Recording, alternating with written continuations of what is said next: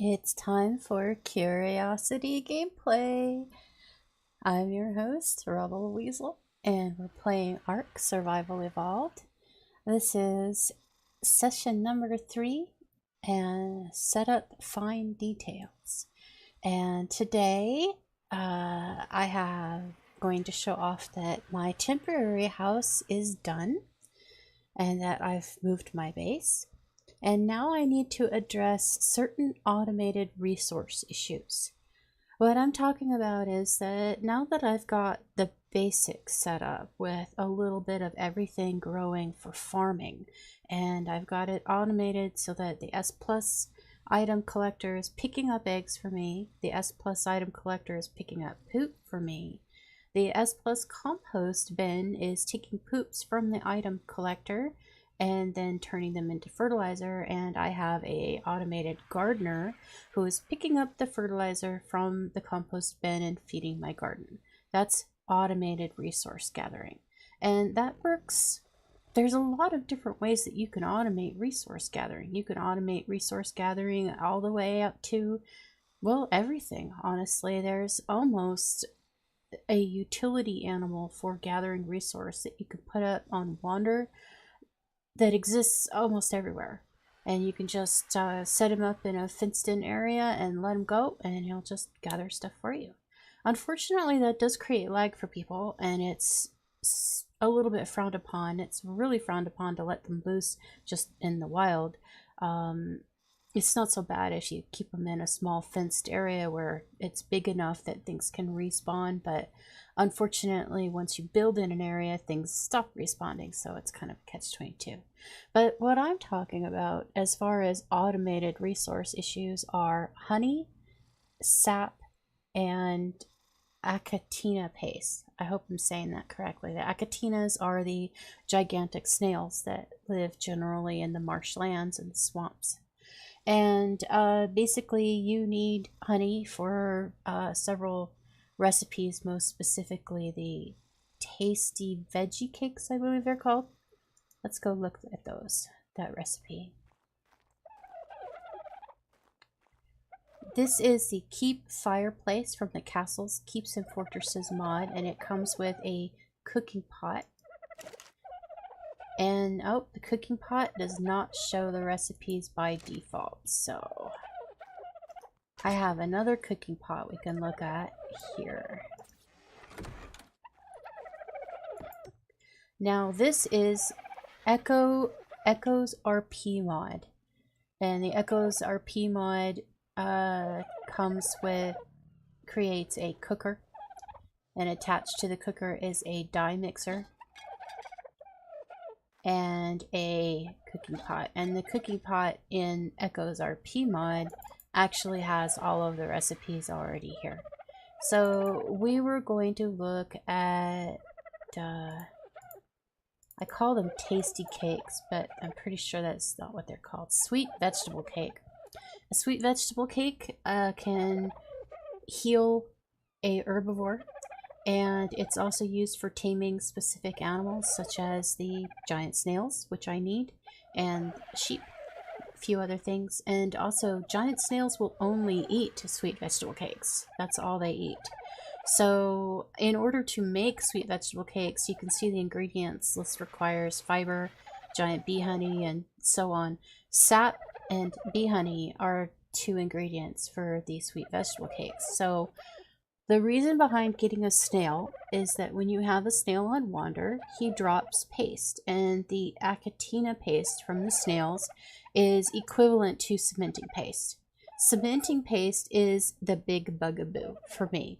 I gotta say, I am constantly starving for cementing paste. I just have such a hard time with it. And probably my biggest problem is, of course, naturally, I build with a lot of metal because metal has the longest despawn timer. It's resistant to everything, to the best of my knowledge. I don't think there's probably some animals that can harm metal, but not many. So it's pretty impervious, and also I really like to work with the S plus glass metal because it's pretty. You can do pretty things with it. So that uses a lot of cement paste. So why would I spend an awful lot of time gathering cement paste from beaver dams or trying to grind it up by blending chitin and stone in the mortar and pestle when I can just have a pet that just puts it out for me? Everybody likes something that puts out for you, right? So I didn't go there. I really didn't. So we need to get some snails. And in order to get snails, I need to have sweet vegetable cakes. And in order to make sweet vegetable cakes, I need honey and sap. So that's where it brings us to getting honey and sap. So in order to have a regular supply of honey, the best way to go about it is to create your own beehive. In the default game, in order to create your own beehive, there's this complicated routine of taming a queen honeybee and such like. With Structures Plus, it makes things a little bit easier because you can, and honestly, I have no idea where it's, well, let's just do a search. There it is, the beehive. You can create a Structures Plus domesticated beehive if you have the ingredients, and it will just automatically create honey. It runs off of a fuel.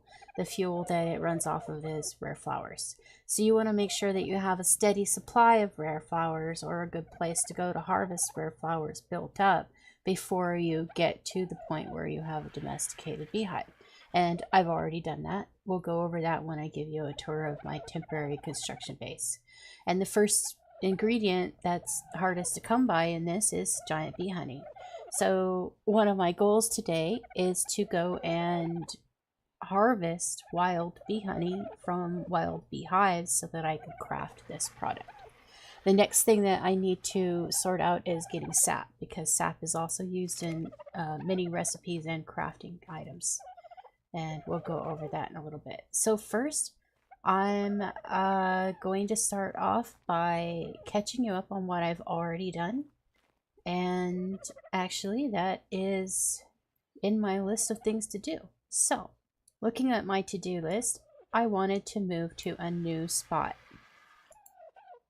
If you recall from my last episode, I was in a spot in the north of the map along the Winter's Mouth River after the third waterfall.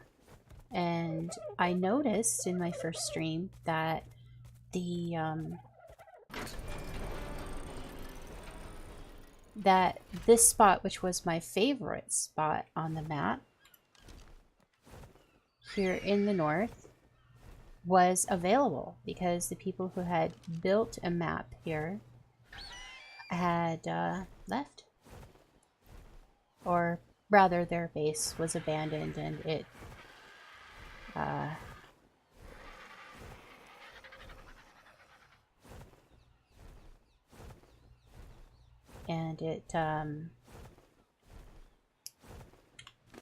despawned. So one of the things that I need to do is take a GPS picture of this. And what we'll do is go out. One of the requirements for this private server that I play on is that you must record and claim your base location. So we're going to take a quick screenshot, and you can see my coordinates here. If you're interested in this location, are at latitude 14.6, longitude 41.7. Pretty much the very top of the map in the very middle, and I'll show you the map again. There's no way to move it so that my fur gloves aren't sticking through the map. It's the kind of thing that you'd think they would have fixed by now. They pretty much abandoned the game, I think. It's considered a finished product, and I don't think that they plan too many improvements or fixes. So anyway, you can see my pointer right there on the map, and that's where I am. So I went through a lot of trouble and gathered a lot of resources to create what I consider to be a good standard starting construction house. And looking at it now, it seems a little empty. and a little too roomy, but I will be uncorking some animals so that they can lay eggs for me. So looking at this site, I have done a quickie fencing in with a spiked fence border just to keep things from giving me any trouble. Oh, we have a beautiful tech stegosaurus over there. Aw, too bad it's such a low level. Sealed with a behemoth gate. My behemoth gate is unlocked so that if somebody has an accident and falls into my compound, they can get back out again. That's also a server rule on the server that I play on, and it seems reasonable. I don't have any plans to leave any animals wandering around out here while I only have a spiky fence to defend them with.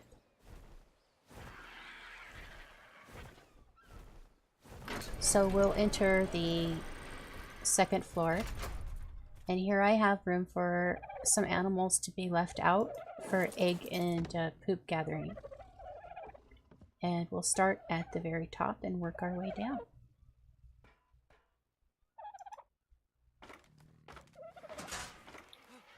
So the roof level, I've put an overhang here just because it makes me nervous whenever I jump out of a trapdoor and I'm right on the edge of the roof.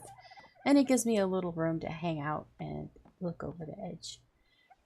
So the roof is made out of the S+ glass tiles, and the reason for that is it will give me a bonus of 300% to my garden. I have what I consider a minimal starting garden. We'll go over that in a moment.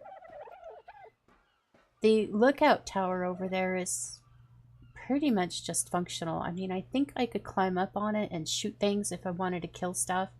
It'll run towards me and hurt itself on a fence, so it's probably not a good option for trying to tame something at this point in time. It seems to be sort of fragile. I think it can be damaged by things. I'm not sure if it's impervious or not. That is from the Echo RP mod, I believe. One of Echo's mods.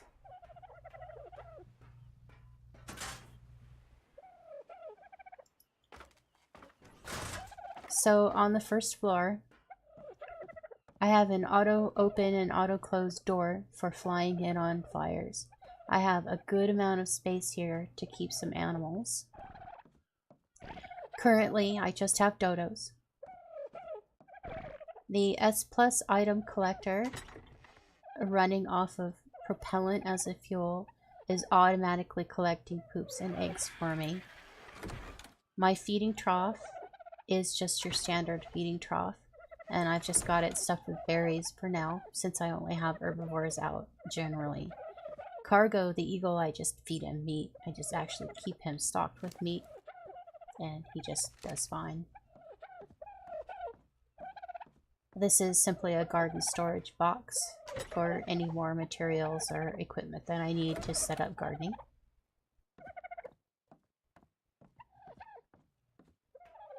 And then on the very, very top level, I have my garden.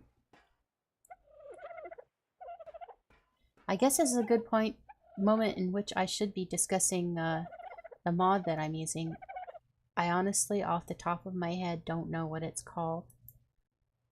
I'm going to pull up my Steam library, and we can browse the workshop. You, generally speaking, I go to my Steam library, go to ARK Survival Evolved, scroll down to where it says the workshop, and do browse the workshop. And from there I hit browse subscribed items. Now, by default, the mods that I have loaded are loaded based on the date that I've subscribed to them. You can sort them by going to the right hand side of the screen, scrolling down, and seeing this little ticker here that says subscribed items. You can date them by when it was last updated.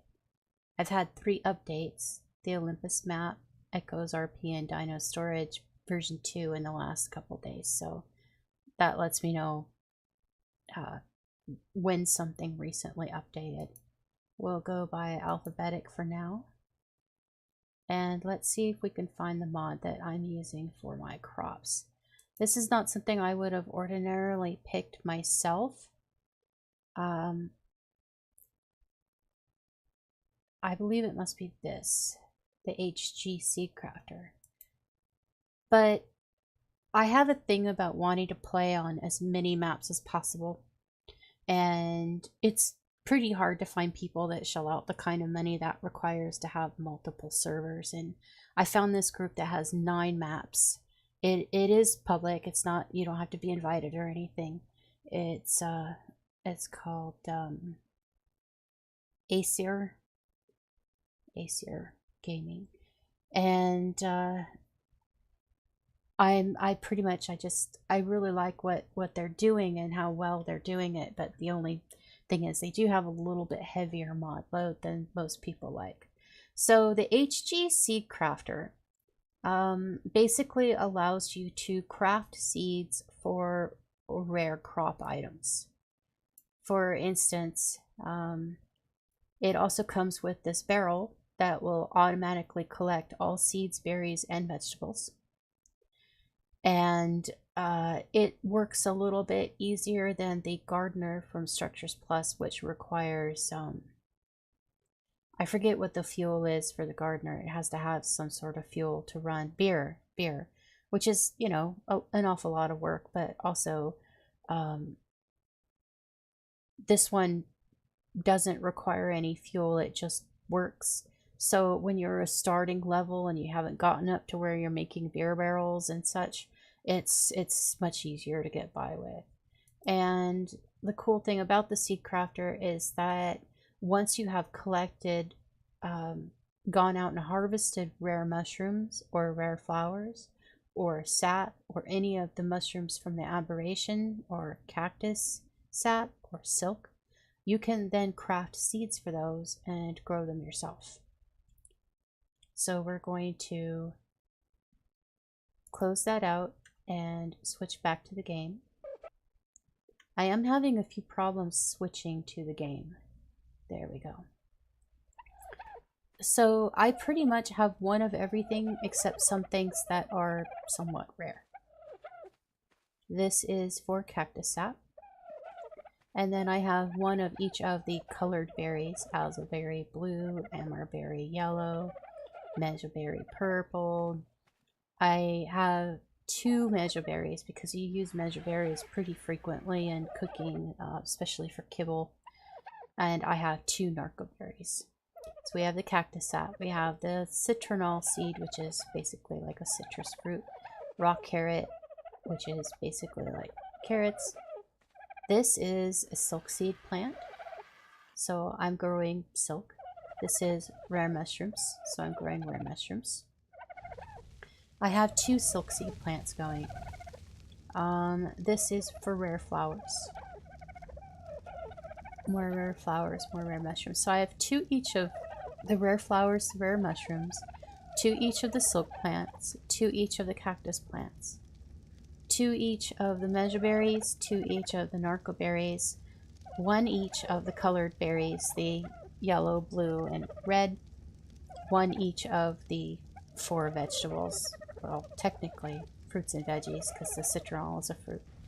That would be long grass is over here. Salvo root is here. Long grass is like corn, salvo root is like potatoes, raw carrot is like carrots, and citronal is like a citrus tree. So just that's all I have. Most times I double it. For a full base, I would have twice as many of the colored vegetables and twice as many of the colored berries and twice as many of the fruits and vegetables. For now, we're just going along with just 1 of everything. If I start running low, I'll worry about it, but I have a good amount already stocked up. So that's my garden. Those are my dodos. I have some more egg-laying animals that I do need to take out and get started. And that's a project for another day. As a matter of fact, let's go ahead and write that down.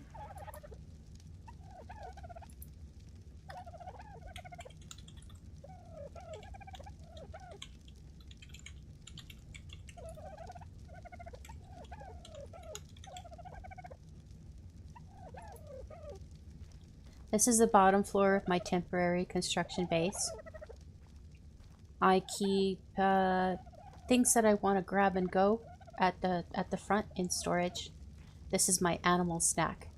In here we have animals that I actually use. I have two pteranodons that aren't good for breeding, a ankylo, and a beaver. These are just my collections of saddles, and these are animals that I've collected that have stats that are good for breeding. When we were looking at my team preferences in my first episode, the max level for this server is 210, and I was trying to find breed targets of 168 and above with stats that were between around 40 plus. And so, as an example, this female here has one stat that's two stats that are okay, but they're not great. Actually, I'm only keeping her aside for breeding. But looking at this male, his name is EMT. You can see his health. He has 35 in health, 37 in weight, 47 in melee damage. That's a very good stat. So these are breeding stat animals.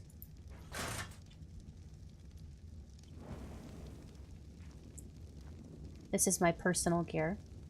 In case you don't know, if you're in a tribe and you do not want people to pull from specific storage boxes or from specific animals, you can put an asterisk in the front of the name of your storage box, and it will not automatically pull into crafting stations. This is trophies and skins. I set up boxes for things that are going to other maps, so that if I'm, oh yeah, I need to take this to Scorched Earth, I need to take that to Scorched Earth. So Scorched Earth is the next map that I'll be setting up my forward outpost base on, and that will be, this is supplies for that. And over here is a construction box that is specifically building supplies for creating the first building in my base compound, called the craft hall. I always color anything that stores weapons in red and anything that stores armor in blue. It looks purple, I know. I don't know what to say. To me it looks, well, technically I guess it's indigo.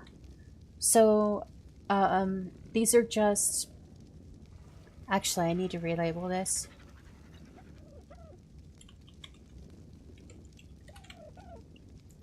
These are just looted random blueprints and weapons blueprints and items that I pick up from kills or from supply drops.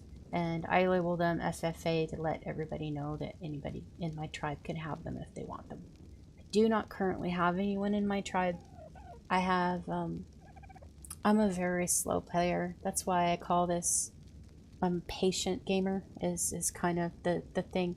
I generally tend to buy games only after they've been out a couple years and usually on sale for 50% off. And I also take a really long time. You can see that. Look how long I've taken, and this is just a temporary base. And I don't even have hardly anything tamed or done or accomplished. So because of that, it's hard for me to find tribe members that play as casually as I do and as slow as I do. I tend to feel pushed by other people's agendas. So eventually, once I get my very first base set up and I feel like I have something to offer to a tribe member, I will recruit, but I will recruit specifically people who can only play maybe one day a week as a group and go do group things like caves and such as a group.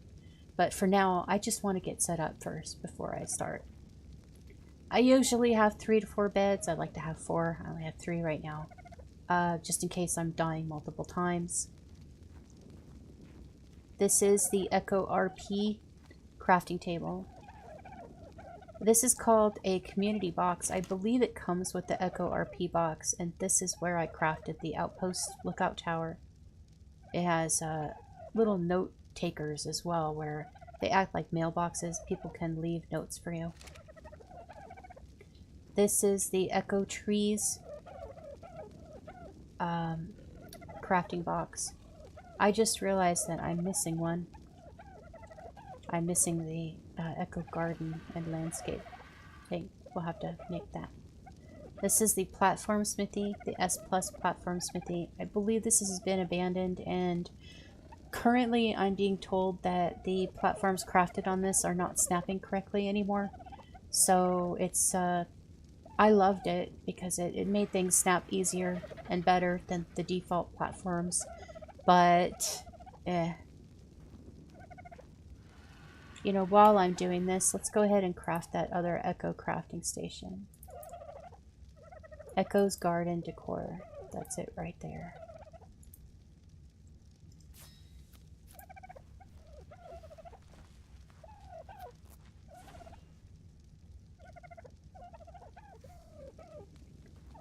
So I'm going to pick these up.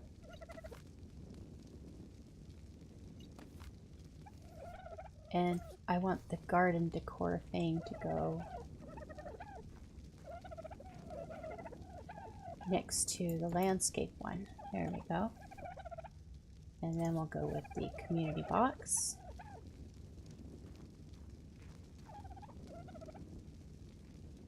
I'm not super fussy about placement simply because this is just a temporary construction house.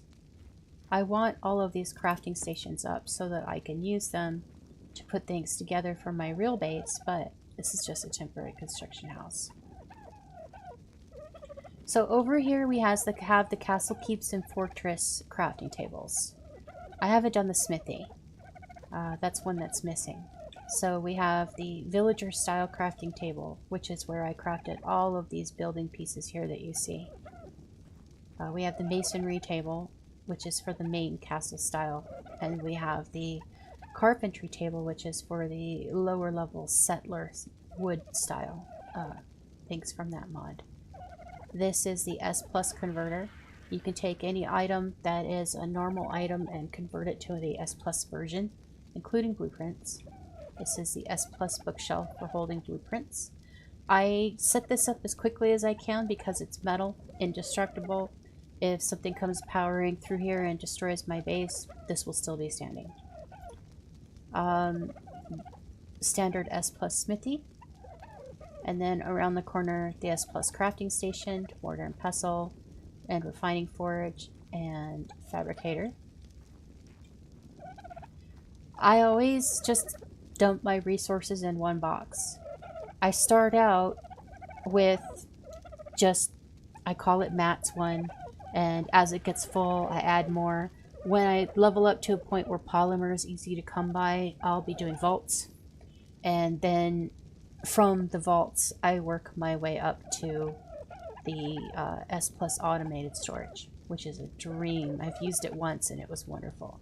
This is my cooking storage box, and we've already gone over the castle and keeps fireplace and cooking pot. This is the dye mixer, and while we've got the dye mixer up, I wanted to cut and dye my hair.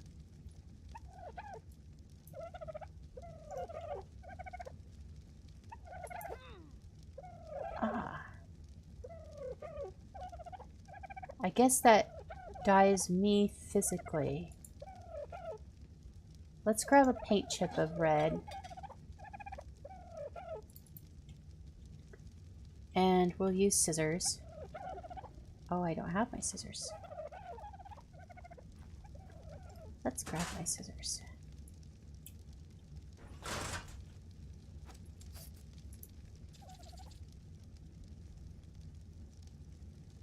Oh, there we go. So that's how you can dye your hair.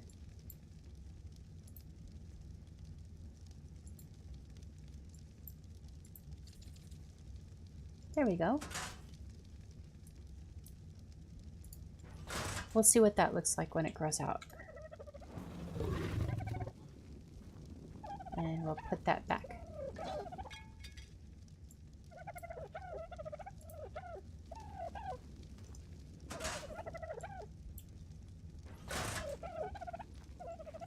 So, this is the cooker from Echo RP, and the cooking pot, and the dye mixer. I have not found a way to irrigate this cooking pot. If anybody knows how to irrigate the Echo RP cooking pot, please let me know. Let's write a note. That's something I need to look up, is if it's possible. The reason why I like the cooker is that it will store meat as long as a standard preserving bin or S plus refrigerator, I believe. We'll have to double check it when we build an S plus fridge. So that's the cool thing, is that it stores meat for a long time, so you can dump a huge load of meat in here to cook, and you don't have to worry about it spoiling quickly. So I always use this instead of the industrial grill. And over here is the Echo RP food tray, and in the food tray you can craft various decorative looking foods that you can decorate with and lay out, but also it has the ice box. And this is where I created the dye mixer cooking pot, and there's a few other things I haven't explored. These are Echo RP ice boxes. They work without the need for spark powder.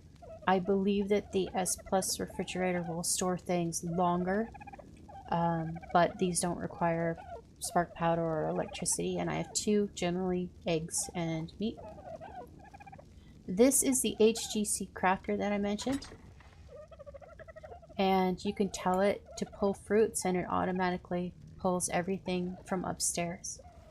And also this is where you can craft seeds. So if you have cactus sap, you can go and you can craft the cactus seed and then plant it, and you have automatically renewing cactus sap. For people who are very busy, casual gamers, patient gamers like myself who really don't have a lot of time to game, I really recommend this. It's a time saver, so you don't have to waste a lot of time going out and gathering resources. I call this my tame box. It's full of things that I can grab when I want to rush out and go tame a thing. Right now I just have a crossbow, narc pots, trank arrows. These are soul traps used in the dino storage mod. I showed that in my first episode, and this is the book that tells you how to tame different things. Part of the immersive taming mod is where this taming journal comes from, and that includes a bait cooler where you can store bait that you've previously made to do immersive taming with. I showed immersive taming on my first episode when we tamed some pteranodons and a few other animals. This is where you make the food bait, and this is where you make kibble based bait. So if you were to look up an animal, let's just look up the scorpions here. The scorpion, the very best bait would be kibble bait from a moss chop pig. This has not been updated yet for the new kibble system. The new kibble system, which has changed all kibble down to 5 categories, I believe it is. Small egg, extra small egg, regular egg, etc.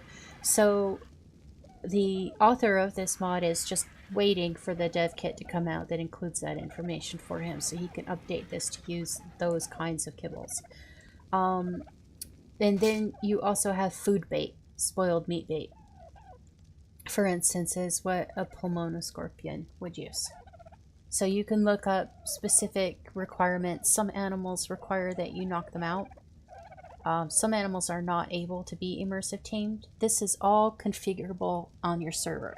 So you can set certain animals not to be allowed to do immersive taming if you feel it's too cheaty. Some animals require that you best them in combat before they accept you. And there are multipliers. When you do immersive taming on an animal, you gain affinity to it as if you had raised it as a baby, which is good. I haven't really gotten a 100% affinity on any animal yet, but then I haven't been using kibble baits. That's probably the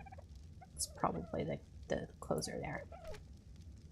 So that's the immersive taming. I have an electric generator set up. but I don't have it turned on, and I'm not really using it. It's stocked with gasoline, but the only thing I would need it for right now is the fabricator, and I'm not really using that, so I'm not too worried about it. I have a second level on my first floor, and in my second level I have beef jerky stations, where I'm just basically 5 of them, where I'm just basically setting up beef jerky. Alright, so that's catching up on our base. I apparently need to repair my torch.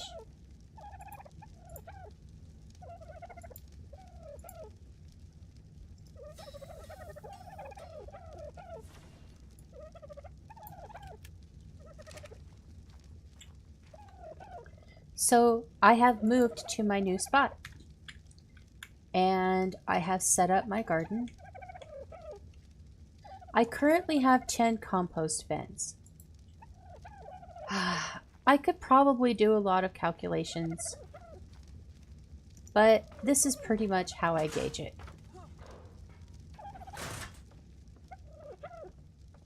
I go to my farmer and I check. Is he holding on to fertilizer? If he is, then that means that all of my plants upstairs are full. Therefore, he's making enough fertilizer. It's pretty much all I do. I check any one compost bin and see how much thatch I have in it. Good amount of thatch. I seem to burn through about... I'm not sure, but I think it's about 1,500 thatch a day. Maybe a little less. Times 10. I have 10 compost bins currently. If he gets really full, I'll probably set up anywhere from 2 to 3 gardeners, just because I want a lot of fertilizer built up for when I build my full garden. And also that'll give me jump starts when I'm working on other bases. I generally prefer to go ahead and set up crops on every base, on every map, so I don't have to keep ferrying resources back and forth. So my garden is set up. I have added compost bins. Did I build a perimeter spiky fencing to stop animals from destroying stuff inside my house? Yes, I did. That was such a problem. Gosh, having animals keep coming up and poking their heads in my walls and then eating things. I set up preserving bins and spark powder to make jerky. And as a matter of fact, that's a new maintenance. So, maintain the garden and the farmer, and maintain jerky bins is one of the things that I need to do as a regular maintenance.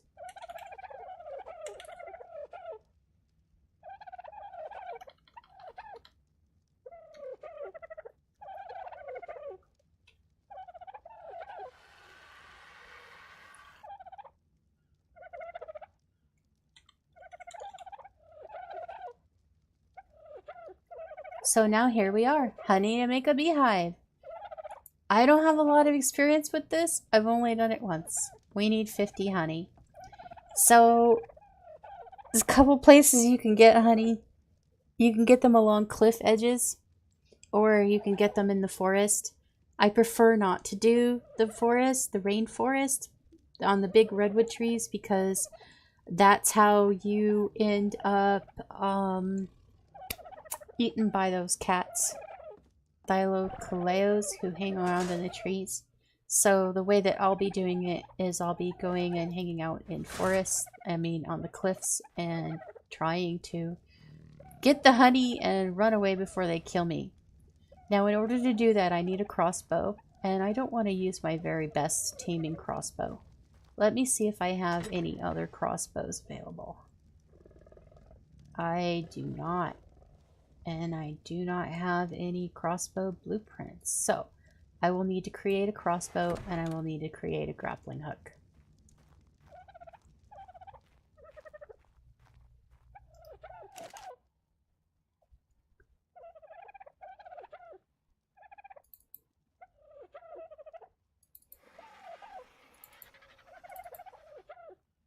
So there we have the crossbow. The ingredients look fairly simple, so we'll go ahead and craft it.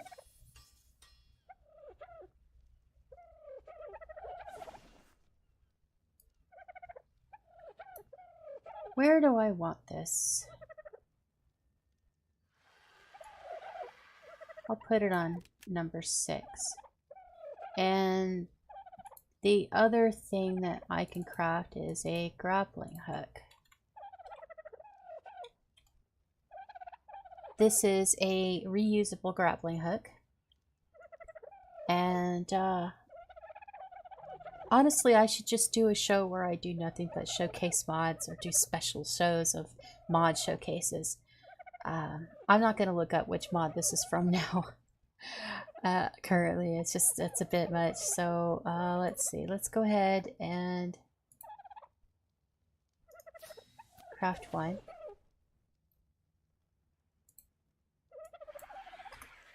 And we will load it onto the crossbow. So this is my theory. I'm going to fly around and find beehives. And I'm going to try to grappling hook up next to them, yank the honey out, drop to the ground as fast as I can, defending myself with a pike, run to my bird, and run away. Like the coward that I am. That's what will happen. We're going to switch to warm weather gear.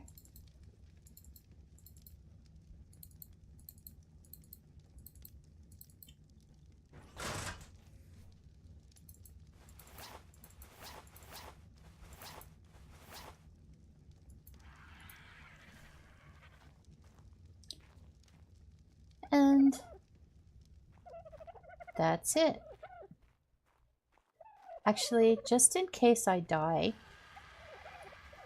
I'm going to leave my notebook journal here. And we're going to double check. In order to make the beehive, we need 50 honey. All right then. Off we go onto our adventure. Before I head out, I'm going to grab a quick drink. I should put a drink spigot downstairs. And I'm all stocked up.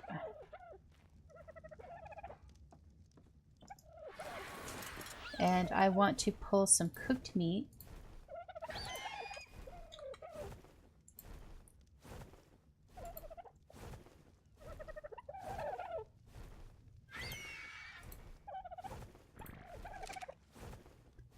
So that I have something to eat later in case my health gets low or anything.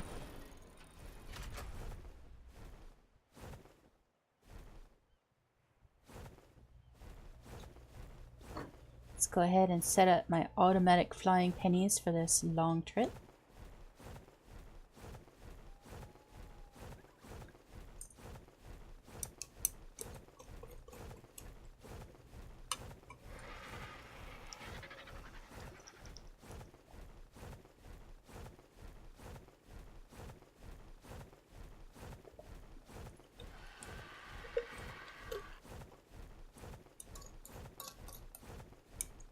Beehives seem to be static.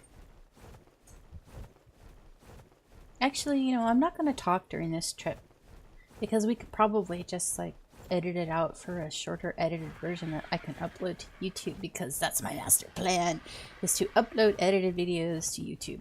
The expurgated versions.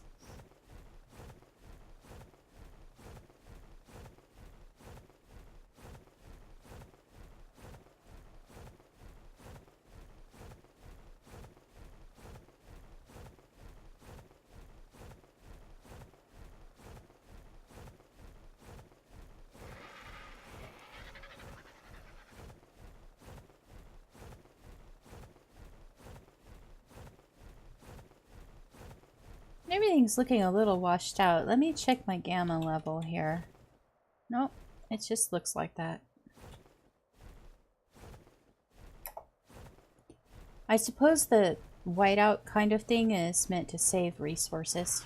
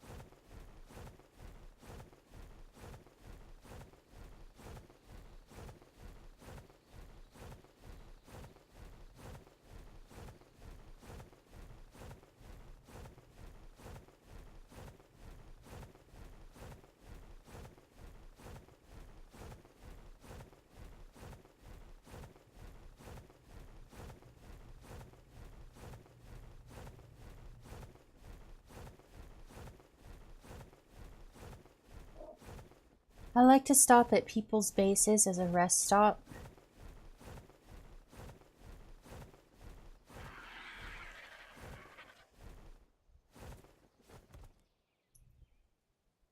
Oh, this is nice.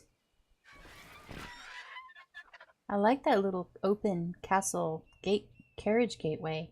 Let's see who this is. This is Hello Lynx. Nice.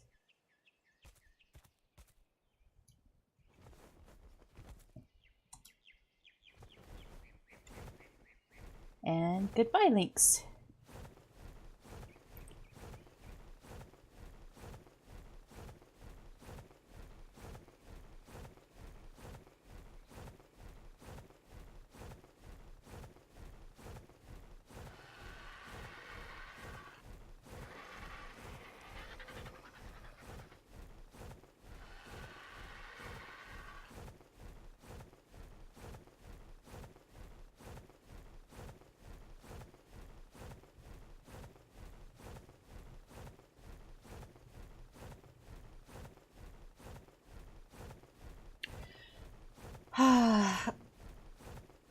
The only other time I did this, I seem to recall I only got about 10 honey per hive that I collected from.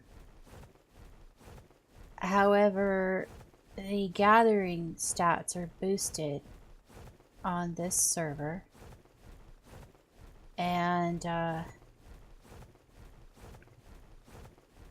so it's possible I might get enough honey out of one beehive. We will find out.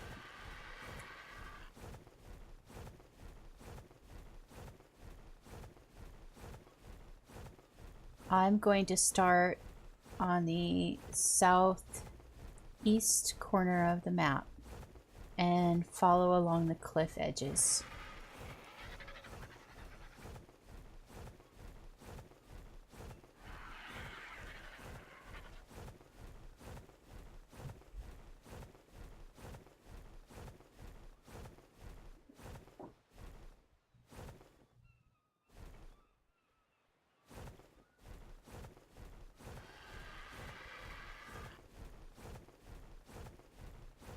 Wow, a Rex.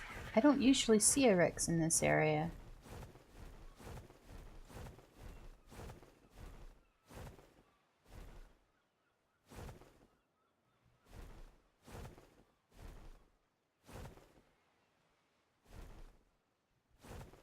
Okay.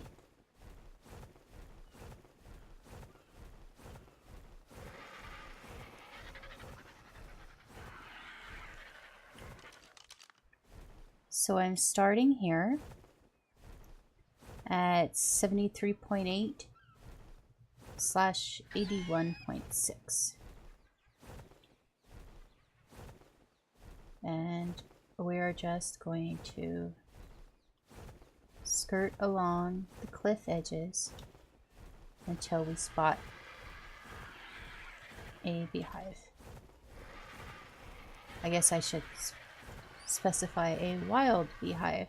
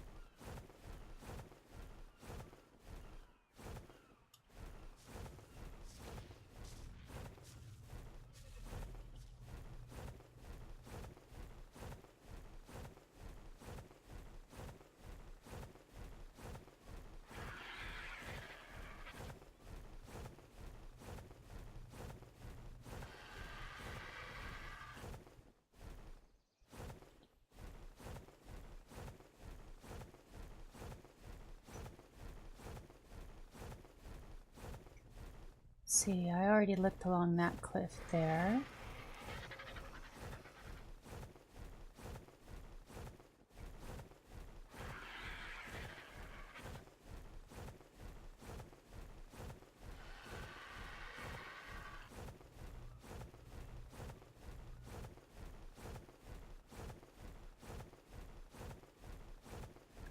I've been having a little bit of trouble with the game. It's been crashing. And I'm also having a problem with alt-tabbing in and out of it. I didn't have that problem before. And I'm not sure what happened, but I'm being a little cautious by trying to fly directly over land, so that if I do fall, there's a good chance that I'll fall not too far and be able to survive it.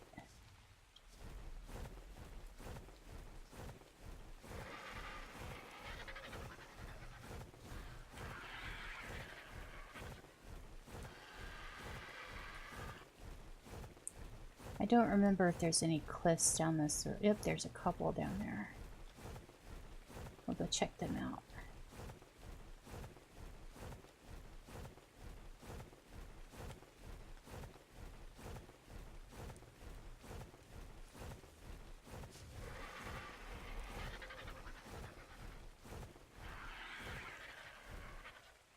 No. Okay.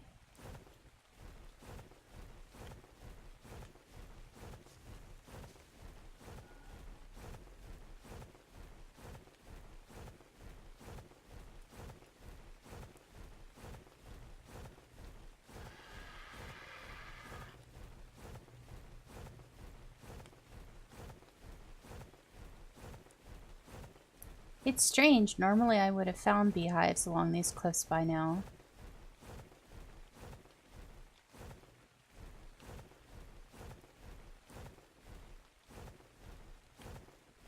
Now, I don't believe that there are any beehives along these pillars.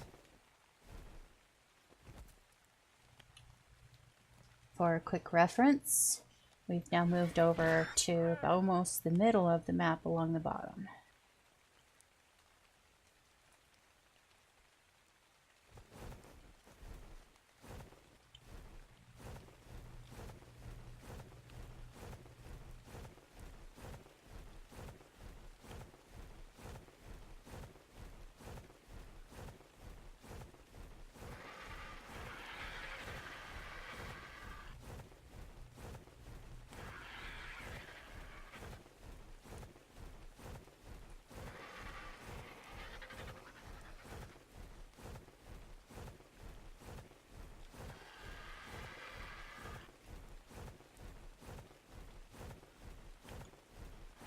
Nothing along that cliff.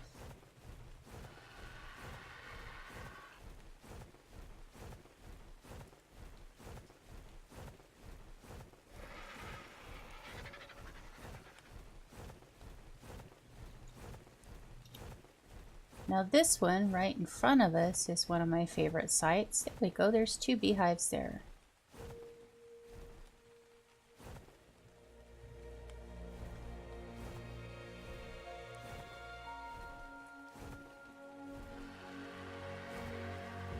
The only thing we have to deal with is a annoying Sarco.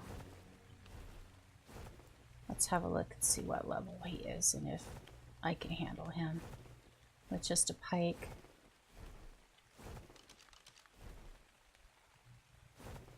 .203. And we have steely birds. Well,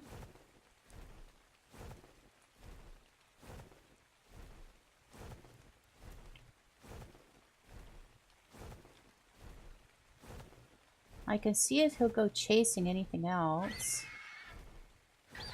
He is kind of leaving the area, but I don't want to be surprised by him while I'm being attacked by bees. So...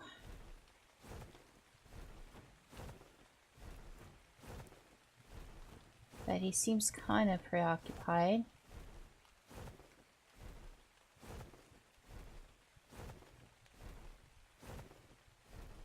Well,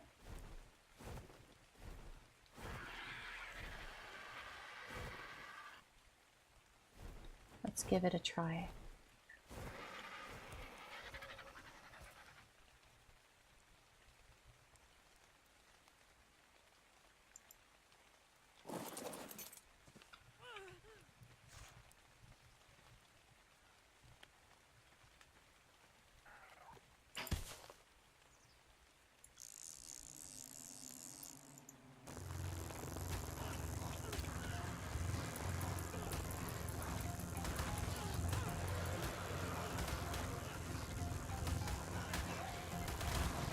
Oh.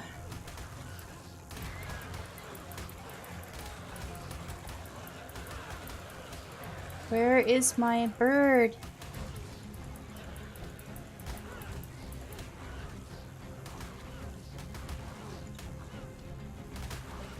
Nope. Jumping on the bird and running away is not a great option.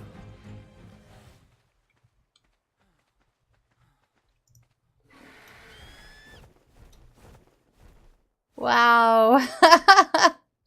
That was pretty brutal.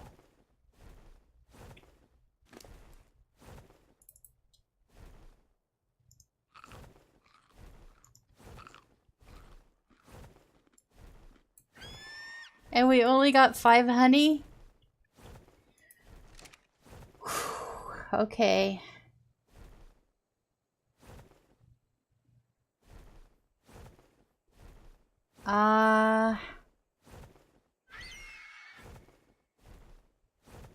I really don't want to have my eagle set to go wandering around and attacking these things. I think that if I spend less time flailing around and just defend myself, I'll be okay. But we're gonna have to wait for a while and heal up in between times. And we've got that stupid Sarco as a threat in the background there.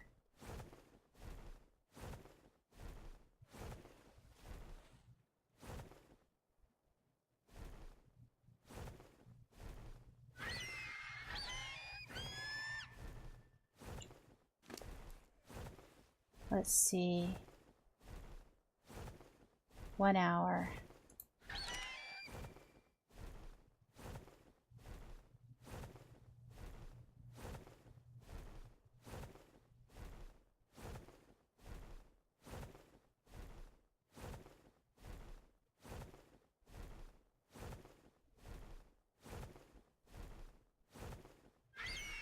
Alright, let's try this again. And let's clear the trees.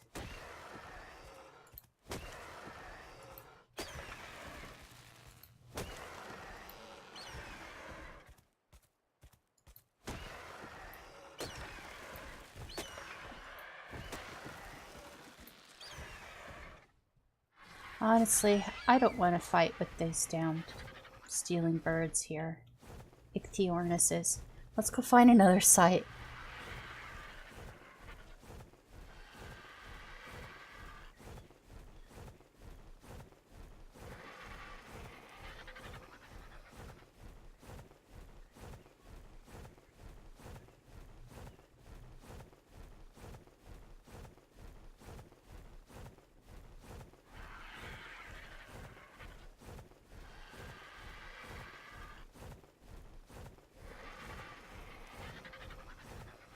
So if I'm only getting 5 honey per beehive, that means I have to get 10 beehives in order to get enough honey.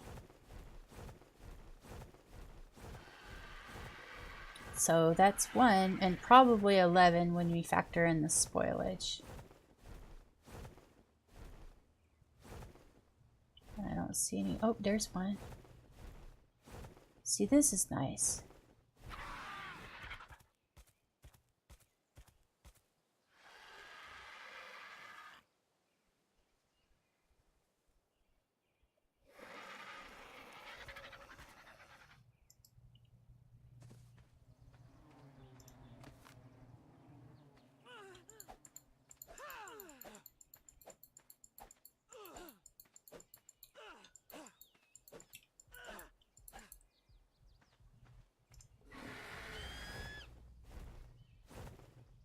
That worked out.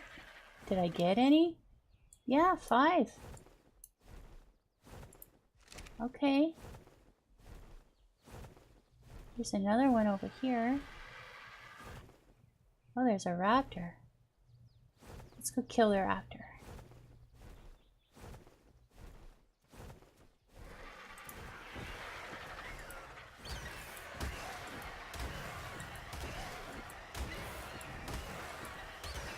I think I picked up a dillo. Let the raptor go.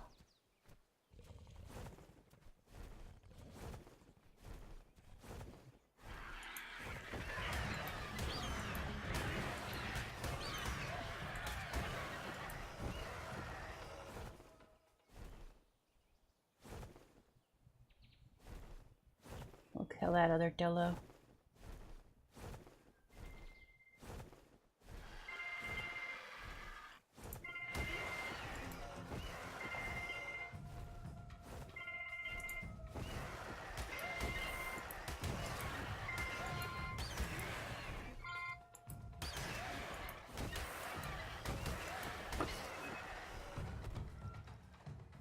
There we go. Sorry for the phone call. I didn't recognize the number, so I didn't bother to answer it. So, I don't feel comfortable about getting into too much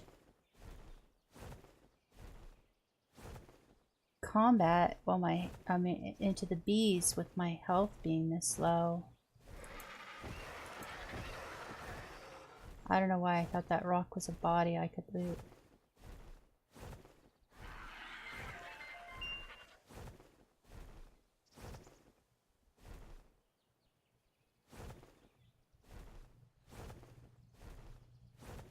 Well,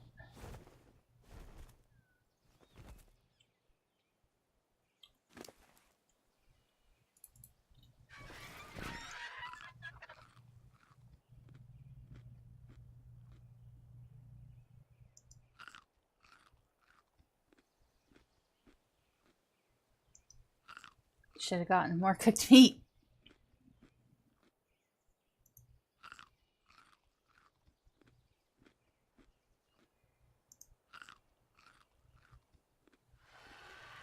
Alright, I'll go check this voicemail and see who bothered me.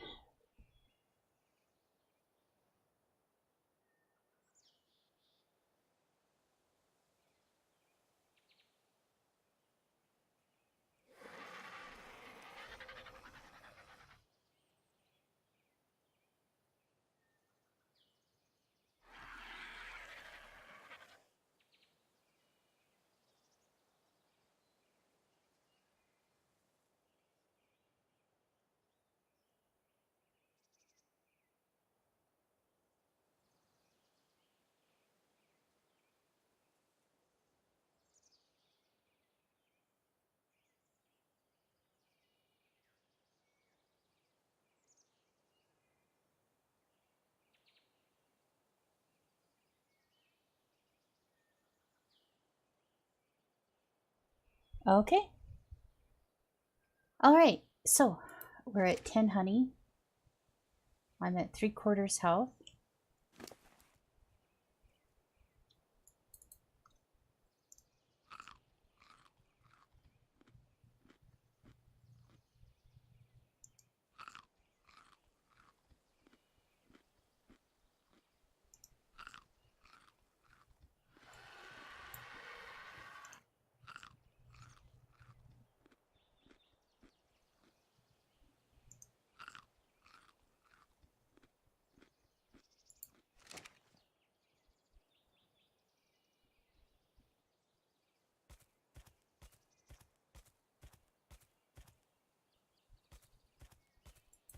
I'm going to take apart these trees so that I don't get stuck on them.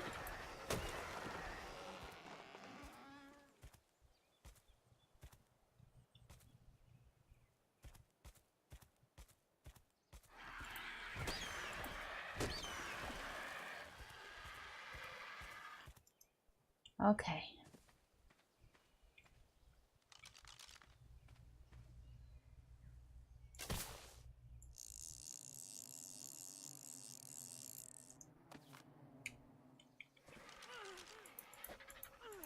Okay. I don't think you could fight these things.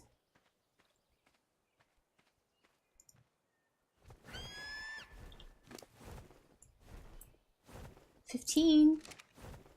3 out of 10.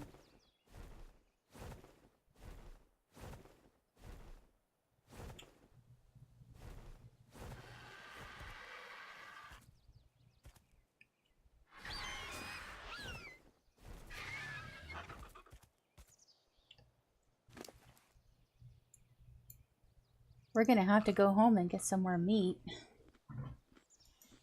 I don't think this is healing me. Nope, it's not.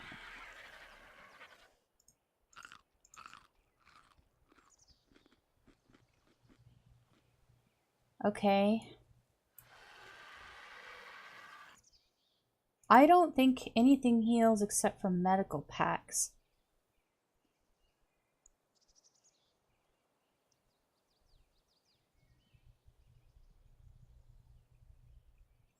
I don't recall anything healing except for medical packs.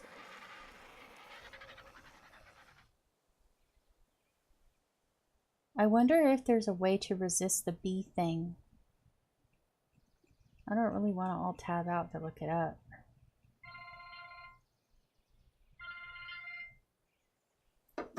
God. It's 5 o'clock in the evening. Why are people calling me? That one was the pharmacy. I had forgotten I have a prescription I was supposed to pick up, actually. And I could do it tomorrow. So there may be a soup or a potion that I can use to help me with bees.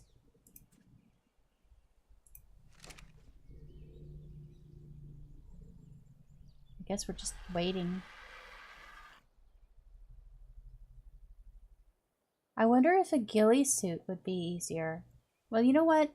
The food isn't healing me, but I still feel better if I went and grabbed more food.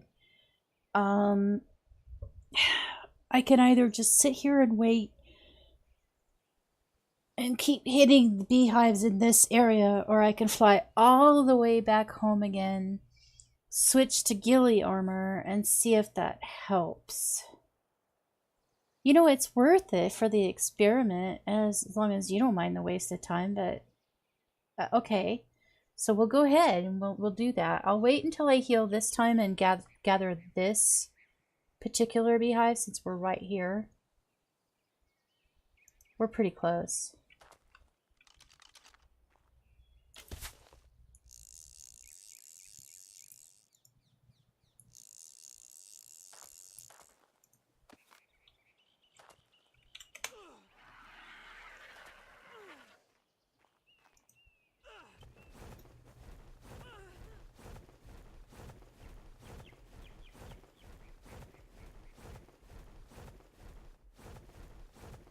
That was pretty close. And I'll put the honey. Let's see, spoil time is 19 minutes. Yet it's an hour in the Eagle's inventory, so that's good. Okay. So let's set up our autofly pennies. I would like to have something a little bit more stable than pennies. I have to use 20 pennies to be heavy enough to push down on my key. And 20 pennies is a little tall and a little tipply. And they tend to tip over and fall. So it makes me nervous.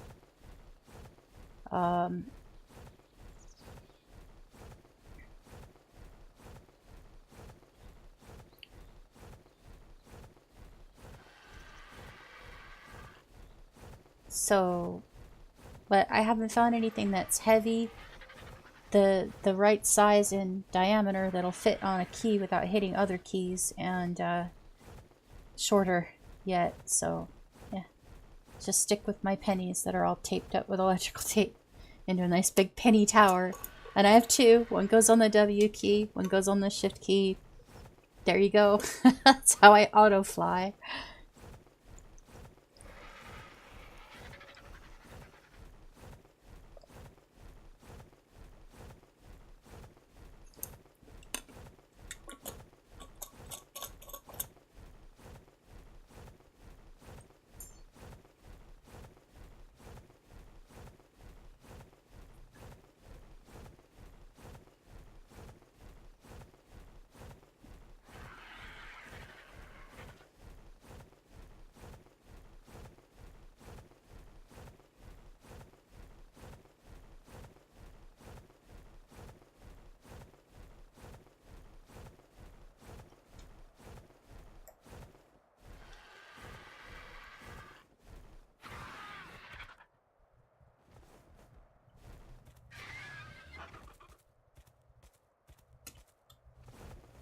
I heard something growling. Did you hear something growling? I heard something growling. Let's find another place to park. That was scary growling noises. Oh, here we go. Here's a castle.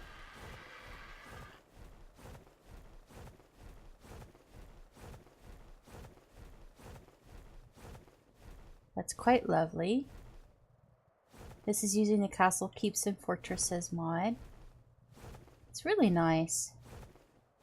I like how they fitted it in to the actual, you know, to the landscape. Okay, good, we're full. And back to auto flying.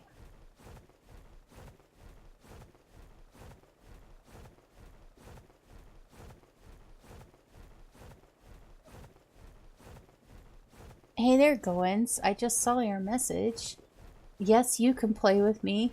However, the only thing that I have as a caveat is that I am a very slow gamer. I only play like with friends when I'm not streaming. I could only guarantee that I could play 1 day a week with somebody to go do things like caves or the bosses.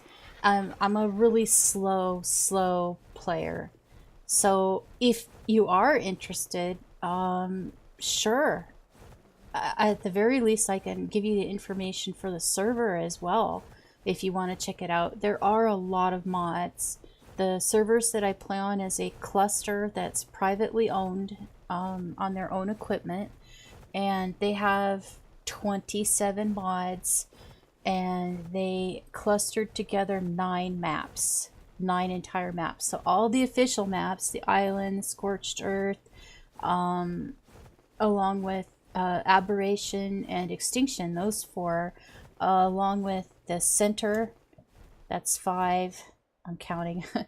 The center is 5, and then I believe Olympus is 6, Crystal Isles is 7.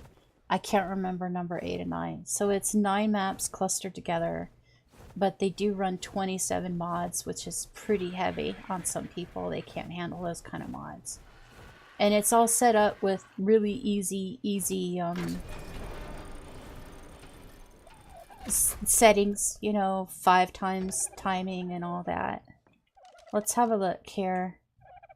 The server information is, this is called Aesir, with the A and the E combined into that Nordic character, Neo Arcadia, the island. It's a public server. They have a Discord channel. And it's PvE only. And all sorts of different things are going on here.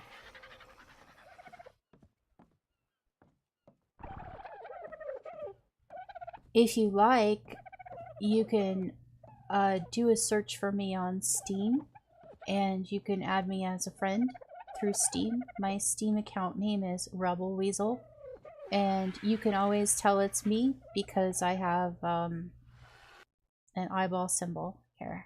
Let me just go ahead and give you my Steam profile.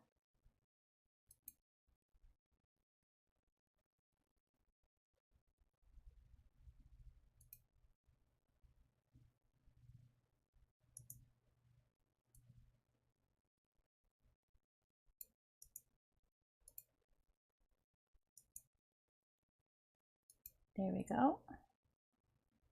I'll put that in chat for you.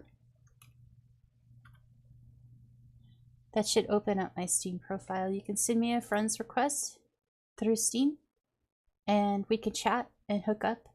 But again, I do have to warn you, I am really a slow gamer. That's why I call this patient gaming, and have pictures of turtles on everything, is to let everybody know this is slow, this is quiet, this is understated. If you want to see my tribe settings, creatures are personally owned but tribe ridden. Tame settings are personal taming. Structures are personally owned, tribe snap, admin demolish. For me, with the tribe, I try to have my tribe set up so that I have one base, and the base has shared resources, shared crafting stations and such, and each person at that base can build their personal home with a little personal compound within the base. Kind of like a village. I like to make a village for my tribe, and I'd really like to get other people who want to build really creative bases, and we could each, you know, take turns who's in charge of building a base on each map. And locks and pin codes are set to personal locks and pin codes. Only admins can unclaim creatures, so that way if somebody does leave or the tribe or just quit the game without notice, I can unclaim and reclaim the animals for someone else in the tribe. So that's it. If you're interested, send me a friend request in Steam and start up a chat with me. Obviously, while I'm streaming right now is not the best time for me to try to have a conversation, but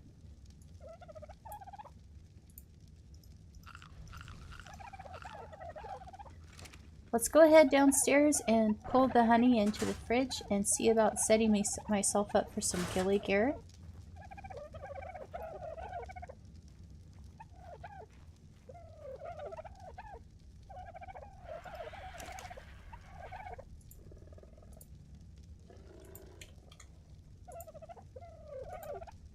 So we've got 20 out of the 50.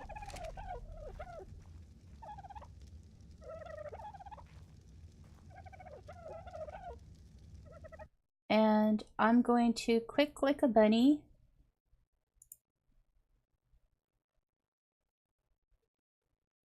Look up how to tame bees.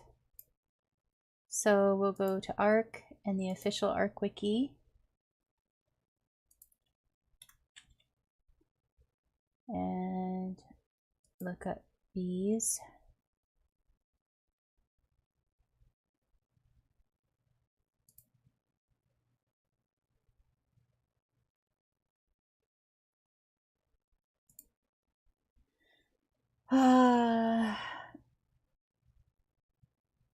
It says these things are annoyances.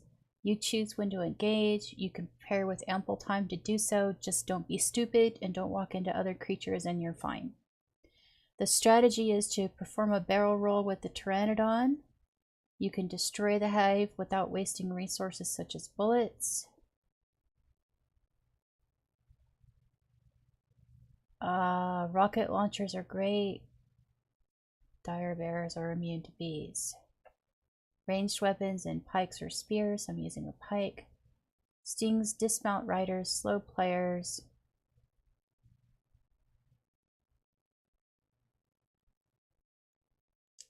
Oh.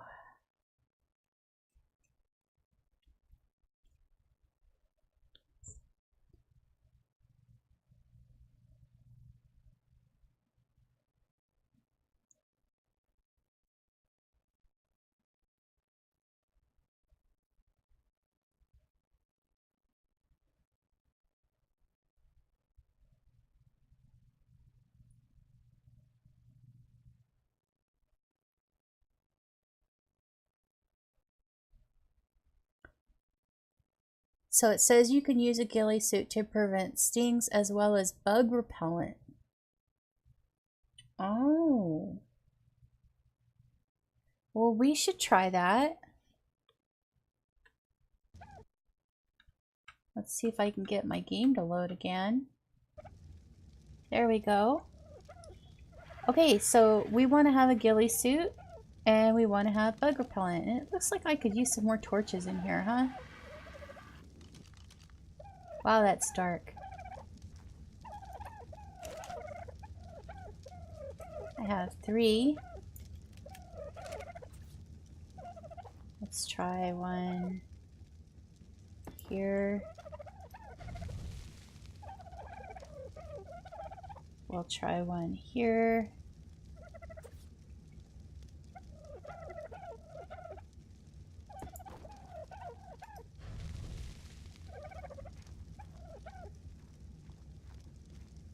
That's a little better.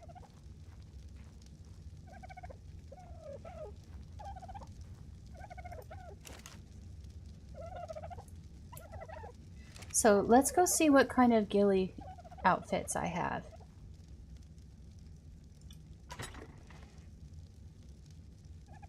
I have a really good looking chest piece and a really nice set of trousers. I don't have any other ghillie armor or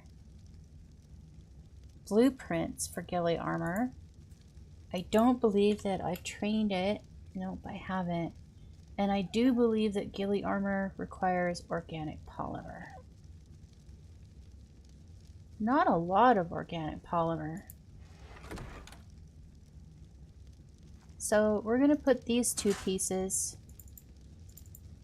in my personal armor chest box. And I guess we should take the time to go kill some penguins. Now, just to double check, I have this saved on the wiki under domestication. And I believe it shows you organic polymer. The best collection tool is the chainsaw, a pelagornis, a saber tooth, or a sword. So we should go use a sword and kill some penguins. And the cool thing is, that's a pretty easy thing to do in the dark.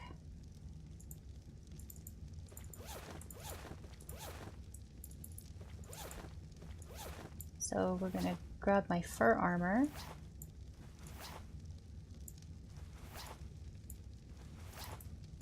Put away this armor. And I know I have looted a sword. Yep, there's a really nice 118% sword. So we'll hook that up.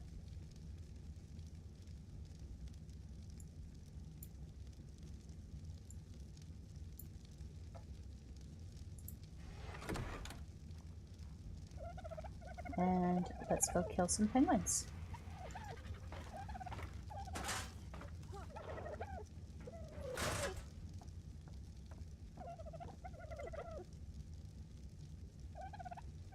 I'm going to use a cheat here and raise the gamma level. And that makes it lighter and easier to see.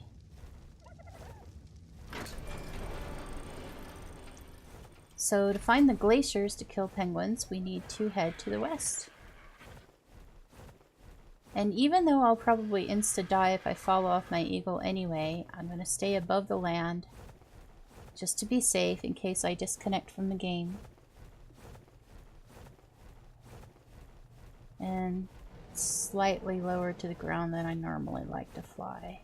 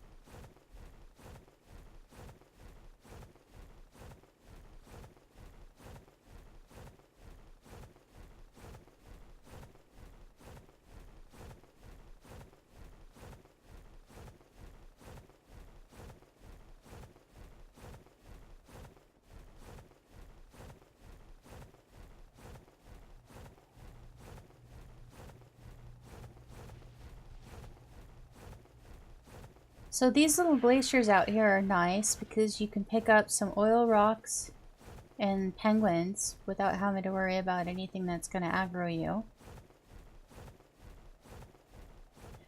This particular area is pretty tough to raft through though. I used to raft out here all the time, but that turned into a problem.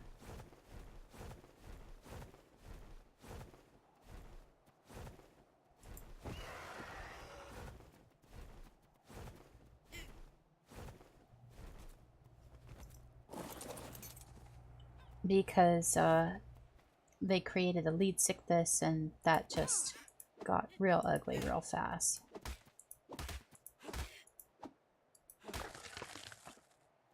There's 10 organic polymer. This should go well. Let's see if we can head this guy off before he hits the water. Turn him around. There we go.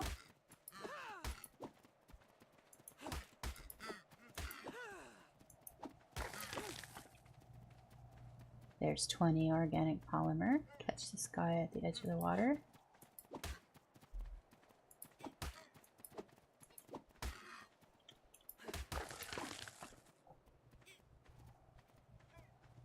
There's 30 organic polymer.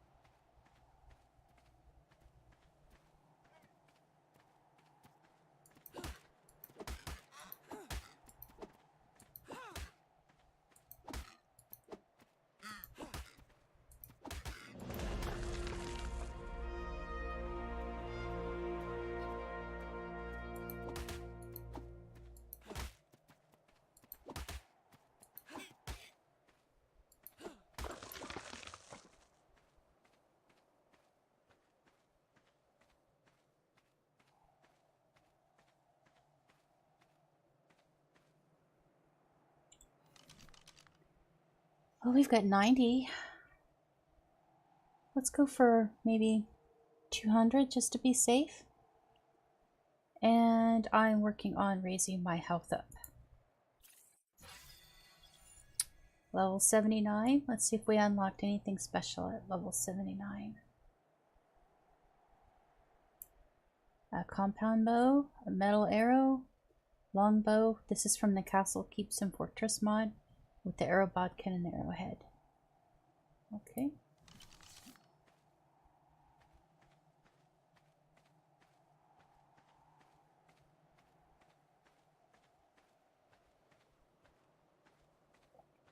I suppose since I'm just sitting here, I might as well go ahead and grab some oil. When I really want to hardcore gather oil, I bring my Inky on out here.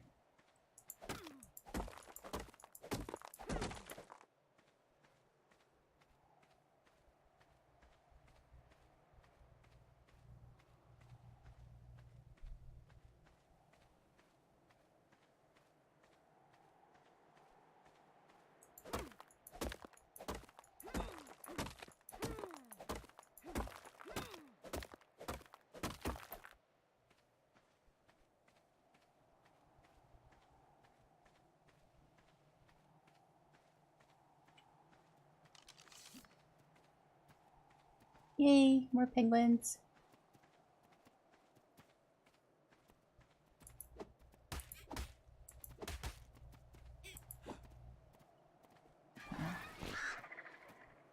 Come on, quit hiding under cargo.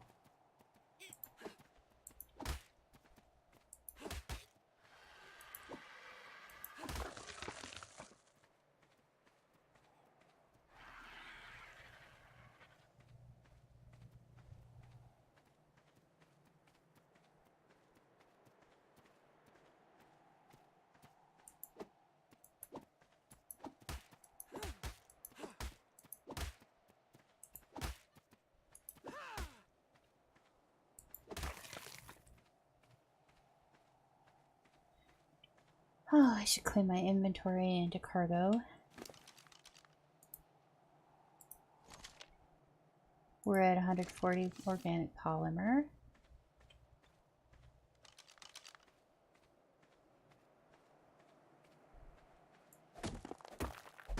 You know, this is the funniest thing. I've been playing this game since it was, gosh, only a few months after it was first released as an early access game. And all the way until just this last year, I'd say maybe about 5 or 6 months ago, I didn't realize that you could just hold down your mouse button and your character would repeatedly attack. So I would sit here and go click, click, click, click, click, click, instead of click and hold. I had no idea. All this time, this many years, it took me to learn that I could just hold my left mouse button down. I've been through 3 mice since I started playing this game and worn out the keys. As a matter of fact, the last mouse I had to stop using because the left mouse button key got so bad that it was double clicking, like in a rebound, because the switch was worn out. Because I've been sitting here going click, click, click, click, click, click, click, click in this game and wearing the hell out of my mouse. I feel so stupid. But you live and you learn.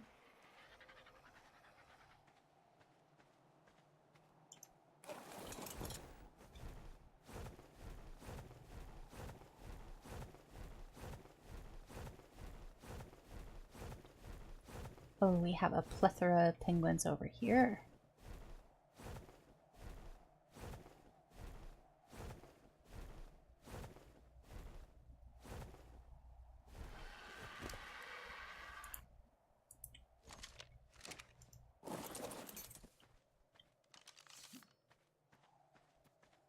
I think we'll pretty much just do a sweep of this one glacier and then call it. That should be more than enough.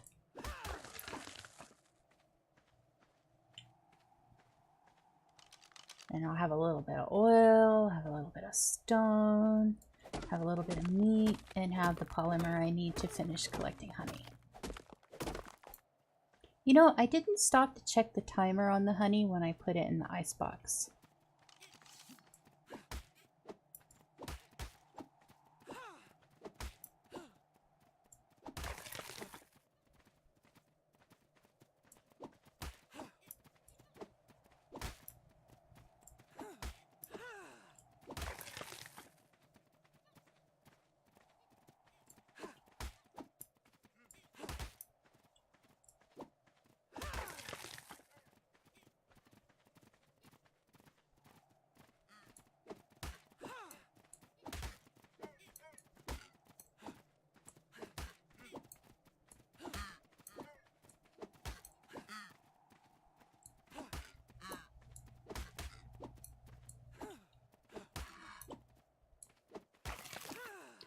Penguins are just like trilobites. They're going to run to the water when you attack them. I don't think I'm going to catch that guy in time. Nope, he's not gone. So you want to head them off along the shoreline and get between them and whatever water they're running towards.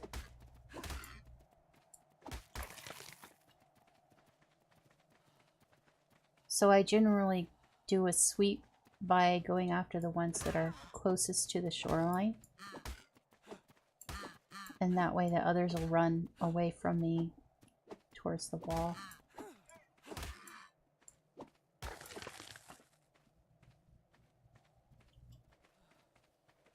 I lost the one that was out here. Here's one.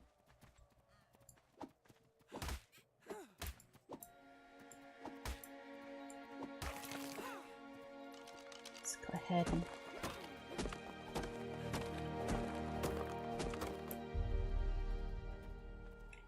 let's just check how much of this polymer we need. I don't want to waste too much time.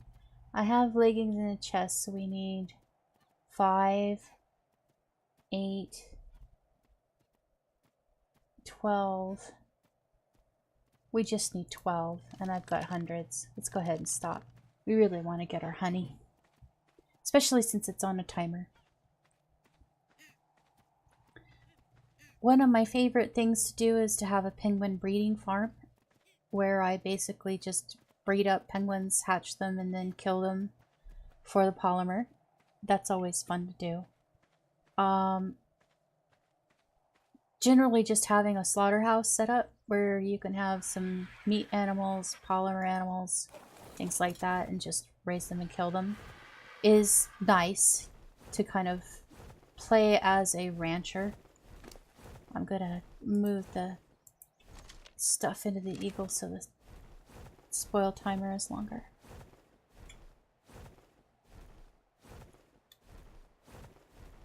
Now, I wouldn't really waste time with Phiomias, although they're the best meat animal because, well, they're live birth, so it's not really very practical. With the penguins, what you do, since they're egg layers, obviously, is you just set them up, tether them, and set them to mate, collect their fertilized eggs, and just store them for a while until, you know, and then untether them and tell them not to mate anymore. And just do that periodically during your gameplay and build up a stock of fertilized penguin eggs. And then I just pick a slaughter corral, you know, somewhere to hatch the eggs. And just hatch them, wait until they grow up, and then kill them all. It's fun. It's not as much organic polymer it's more work per polymer if you think about it, because basically when you are taking in the factor of the time it takes to hatch them, having a building to keep them in, taking the time to breed them, and it's taking the time to add storage to store their fertilized eggs, it's actually much faster to go to just the desert or go to one of well, no, the caves aren't any good, but to go to the desert on scorched earth, or especially to go around the volcano around oh gosh, a ringed purple. And unfortunately there's things that want to kill me down there. Carno.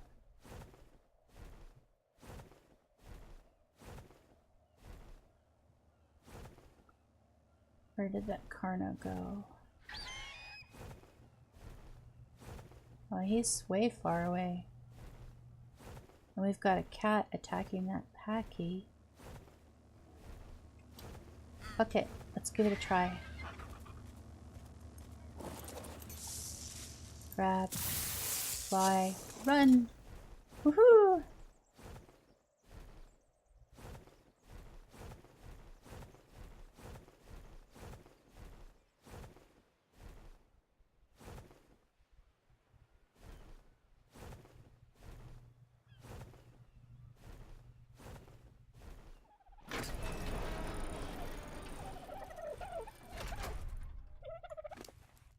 Okay. Let's give him his cooked meat. Can I move it all? Alright, we'll leave the oil here. Let's check my weight. Yep, I can move. Okie dokie.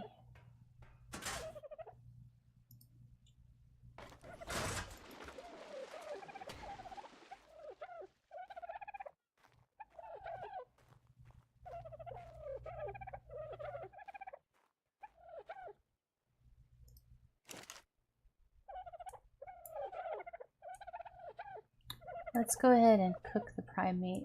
It won't last long.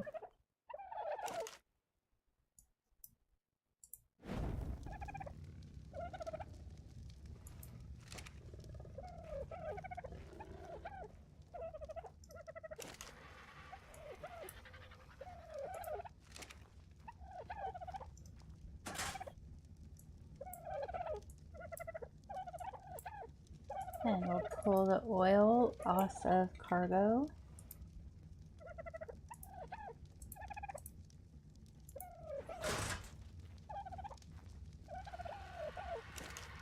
So the honey is lasting 7 hours. Okay. So that's 7 times. Actually, I think it was 8. Closer to 8. So 8 times the length of time. And we picked up a blueprint for a scope. For a just regular scope. And a blueprint for a metal irrigation pipe. Now, I mentioned this before. I'm going to take my regular standard metal irrigation pipe blueprint and put it in the S Plus converter.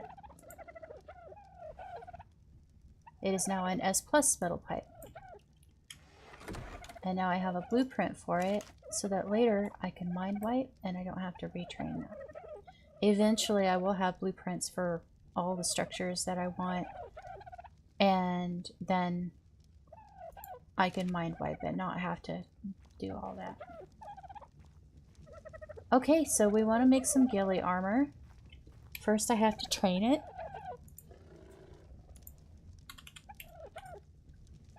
Leggings, chest piece, mask, gauntlets, and boots. Oh, I'm not sure where it has to be crafted. It says, it looks like you can craft it just in your inventory.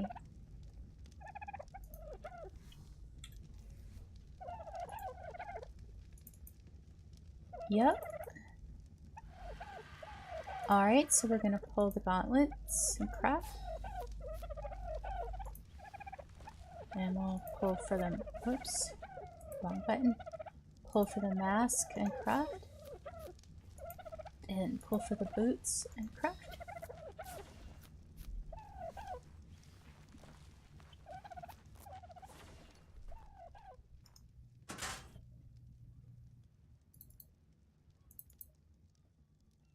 That gives me a 1, 2, 3, 4, 5, a full set. Alright, the next thing that was recommended was bug repellent. Let's see. I don't have bug repellent trained. There it is right there. Ooh, it takes pelt. I don't have a lot of pelt. Let's see. It's 6 pelt per. I have 92. Let's make 10. The other ingredients I'm not worried about. Narcotic, raw carrot, citronal I have plenty of. So I'll pull enough to make 10. I believe that it lasts about 30 minutes, maybe. If we go back to the cliff where I was, where there's a good number of beehives concentrated, I should be able to I'm really losing my track of thought. I should be able to get it off in a half an hour, assuming I don't have to wait a long time to heal up. And the other thing that I should do is make sure that I grab some more cooked meat. I'll just pull it directly into cargo.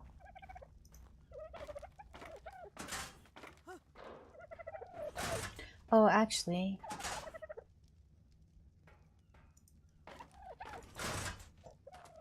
I just realized I left this prime meat cooking. And I want to pull in some more meat to cook.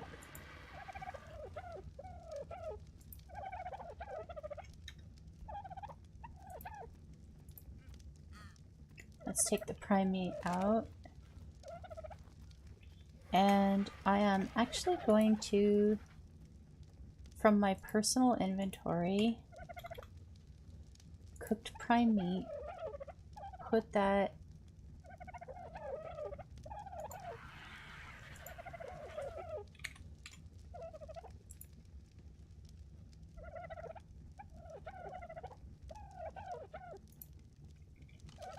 into my preserving bins.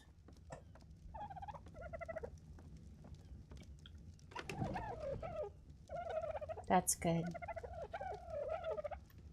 And I'm gonna pull the jerky out of it because let's have a look here. If you look, the cooked meat jerky has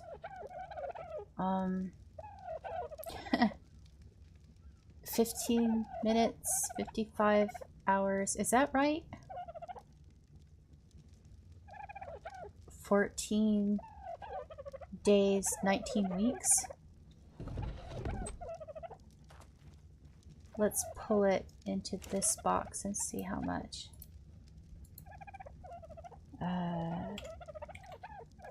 Cooked meat jerky. We'll just pull one. Oh, even more time. Way more time. 58 minutes. 49 weeks? Let's just pull all jerky.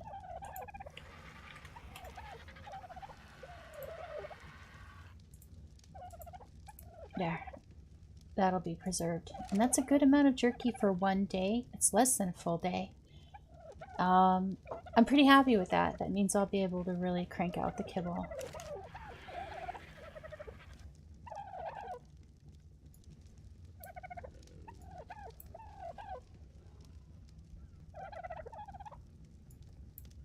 I don't want to sit here and wait for this. And I don't want to leave it running while I'm gone. So we'll just do that. And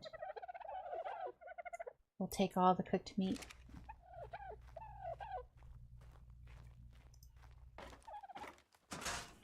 Oh, I don't want to wear my fur.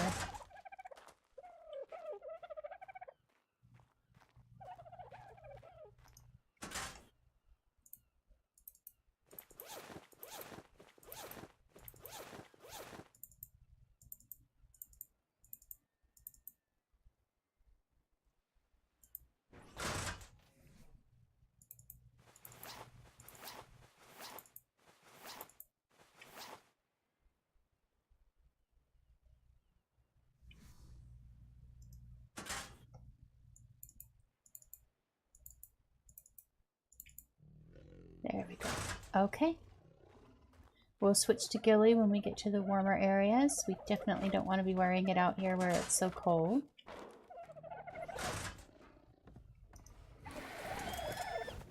Let's head out.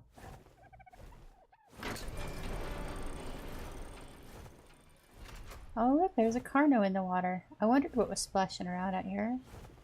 My spike fence is really working. This is marvelous. I'm very curious to see what's going to happen when a Rex comes around.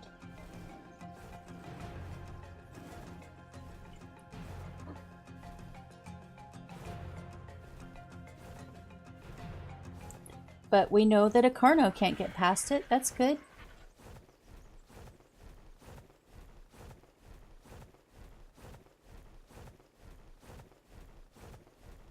And now we have a really long wait time while we fly across the map again.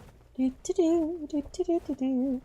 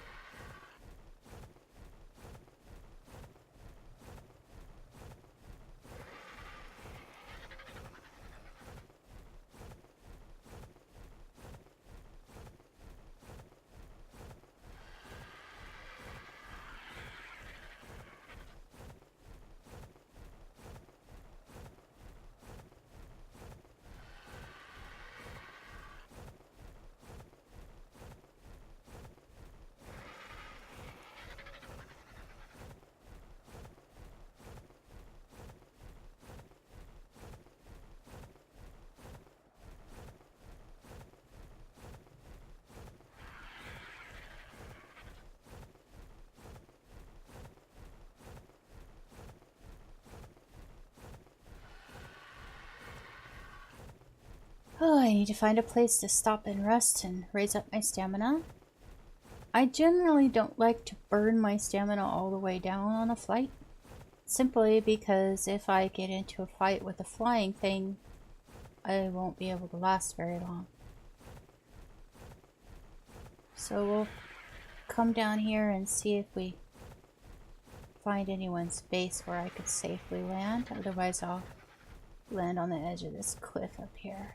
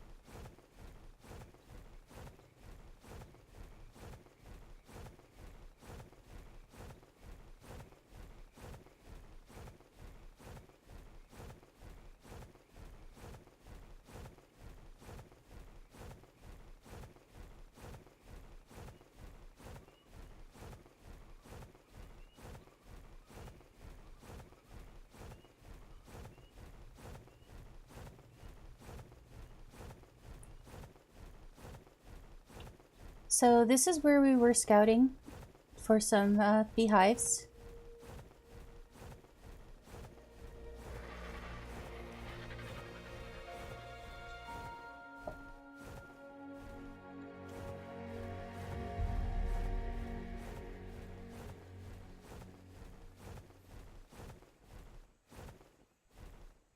I believe over here is where we were collecting. I don't know if I can collect from them again or not, or if they're considered empty. I guess it's worth it to try. Couldn't hurt, right? So if I come down here,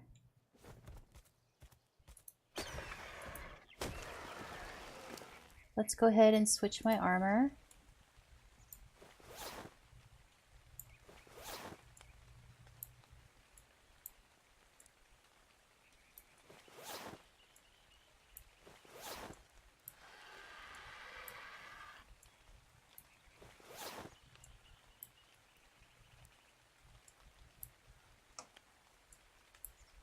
Okay, so I'm now wearing ghillie armor.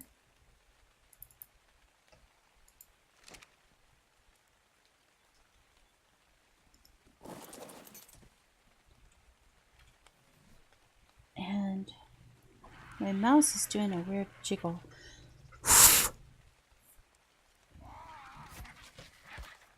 We will consume that. 598 seconds, it says.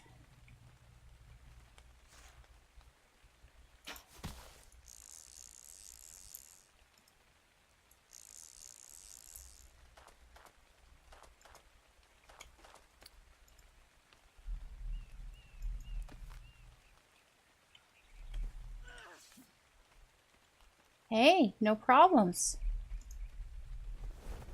That's wonderful. I bet you it's mostly the bug repellent.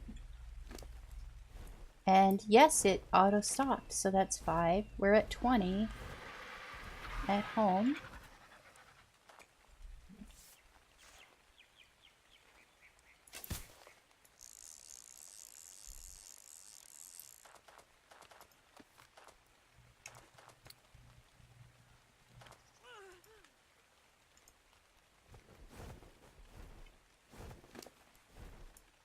$25.30. Oh, this is amazing. It's almost like I know what I'm doing.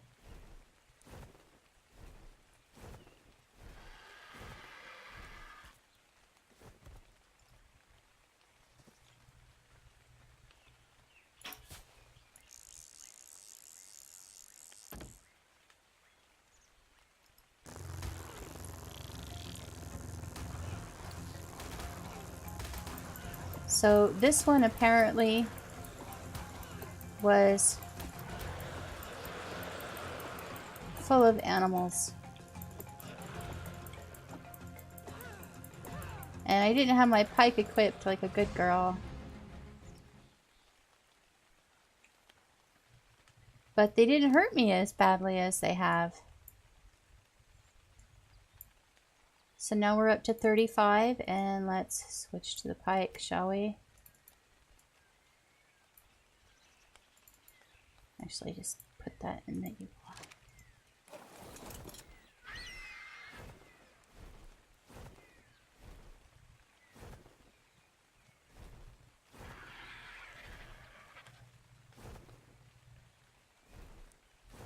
Oh, here's another one.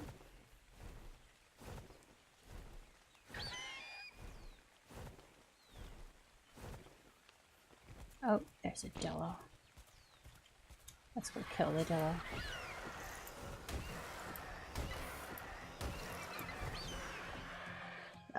One of the things that we read in the wiki was be careful, you know, that there aren't any aggro things around you that will attack you while you're being attacked by bees. I have no idea where the body went. I can't see it. Oh, here it is.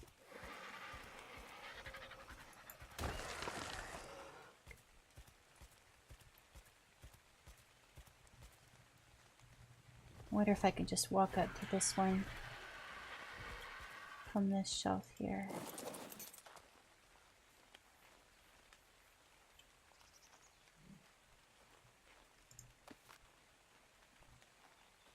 All right.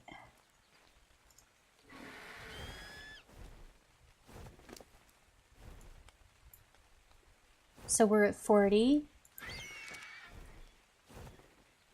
We just need 10 more, and just to be on the safe side, I want to get 15 in case anything spoils. It won't, but I like to play it safe.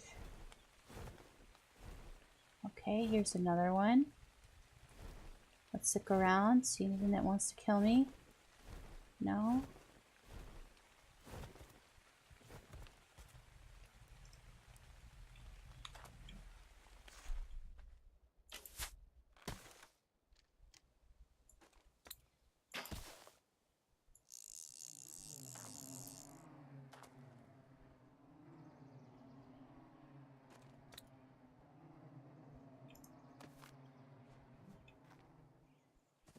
Nothing came out.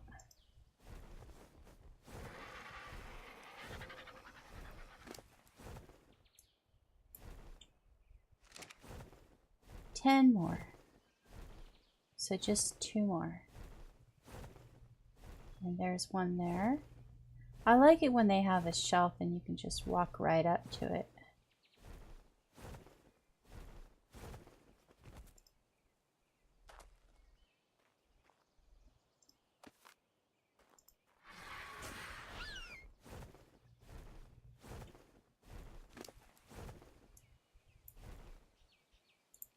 So I officially have 50. We're gonna raid one more beehive just to be on the safe side.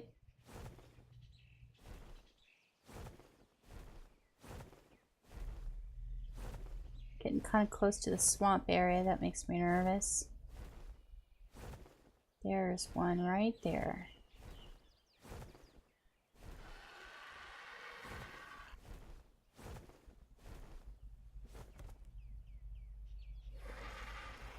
I don't see anything really close that wants to kill us. We should be okay. Oh, I'm not sure where it is. Okay. Where is it? Oh, right there. So I want to...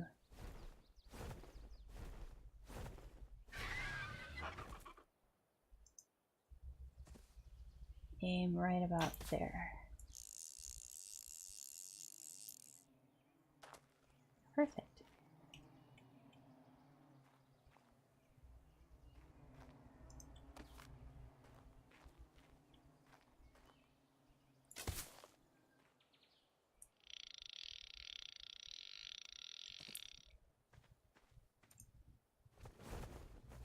And we're set.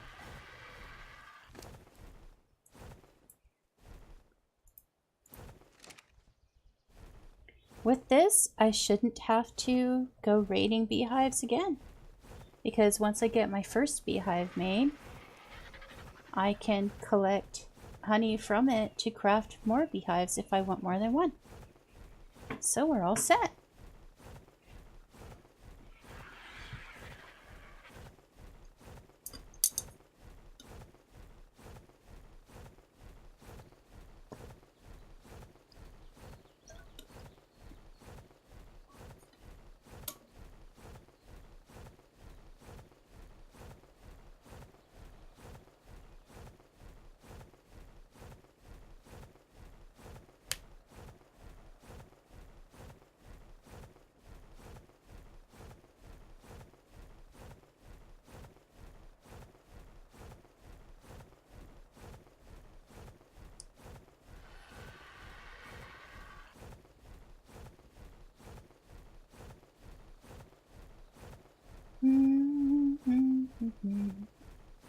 We've got another hour to go before my time is up.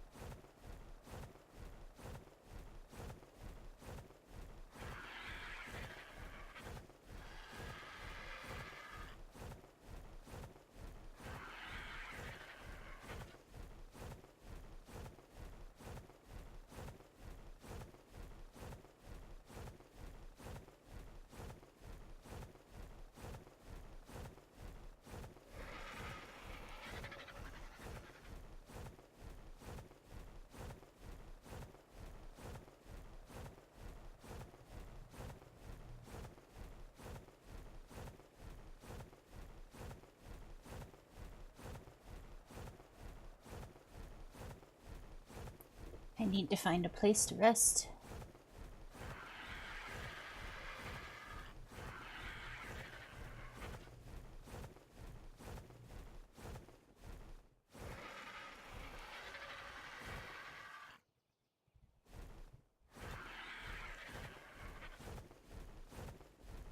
I'll try on this rock. Perfect.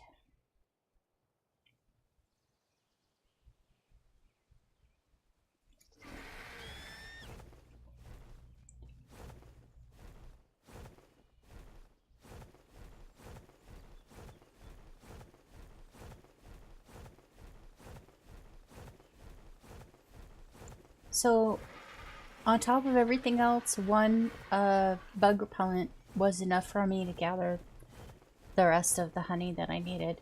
More than likely, that spot was perfect because they were all really concentrated in that one small space. More than likely, I probably would have used 3 jars of bug repellent if I'd done it all straight exactly as if I'd gone prepared and not had to take a break in between.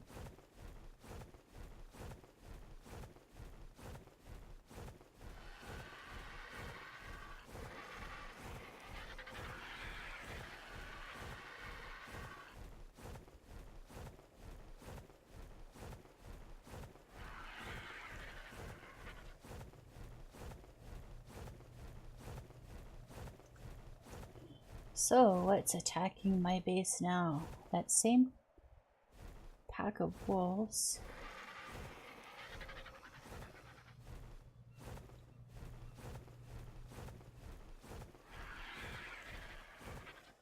Nothing else, though.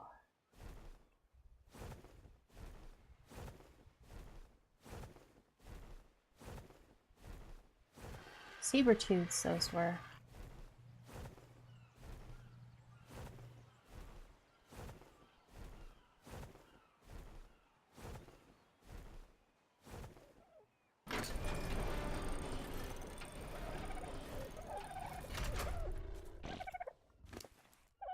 Okay.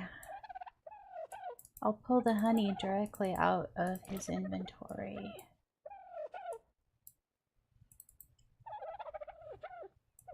Put the cooked meat away.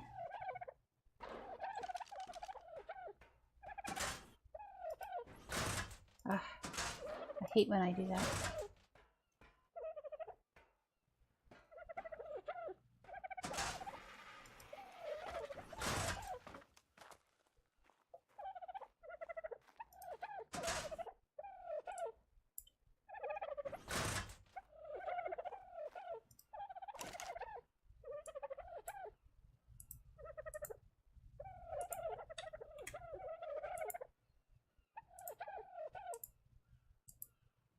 $55.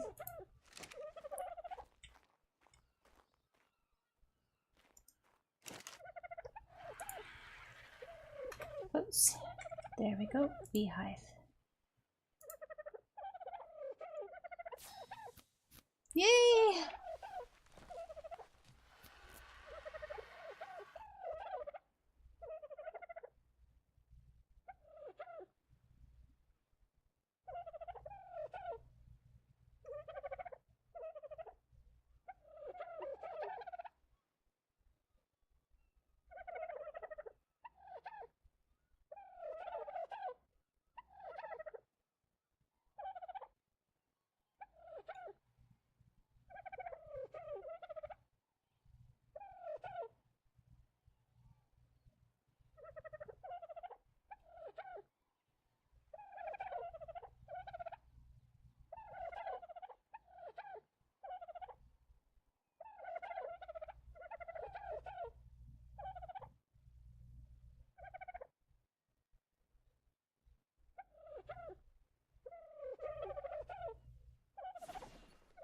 And we're set. We'll go put that up. I'm gonna put away my sword and my bug repellent in my personal box. I'm gonna keep this armor here.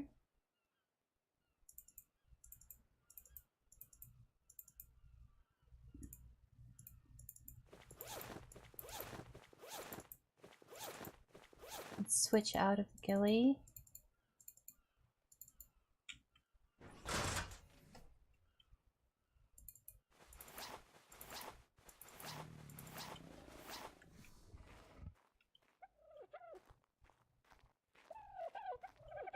Now, just to be sure, let's look at the rare flower. These are going to last for, let's see, that's seconds, minutes, hours, days. 2 days. So they last for 2 days in the HG Seed Crafter. that same flower lasts same amount of time, 2 days. In the icebox, oh, so we should be pulling them in here.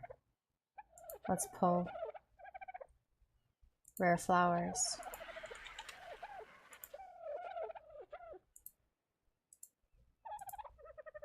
So in here they last for weeks. 74 weeks, I'm guessing. Okay. We're gonna go set up our beehive.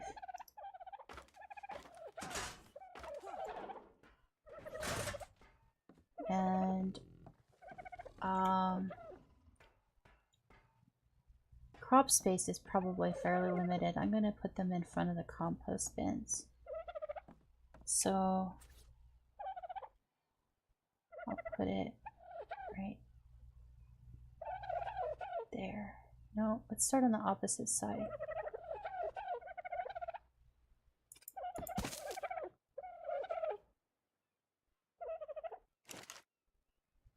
Provide rare flowers to keep the hive producing honey. And I can't put anything in to pull, I have to go get a rare flower. I can pull a rare flower into my personal inventory.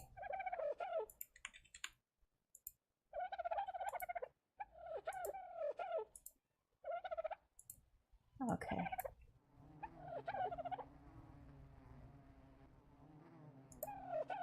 And it ate it. So let's go ahead and pull 2,500. There we go. And it lasts for only 2 weeks. So I'm going to want to keep it in the icebox as long as possible. I don't know how long this much will last. We'll just stick with 2,500. And now, as it produces honey, I will create more beehives until I have 2 to 5 of them. We'll see. So we're set. We're started on the honey. Oh, we haven't. Oops, let's not open the gate. We have an eagle being a dick out there. I hope he hits a spike fence soon. Bastard.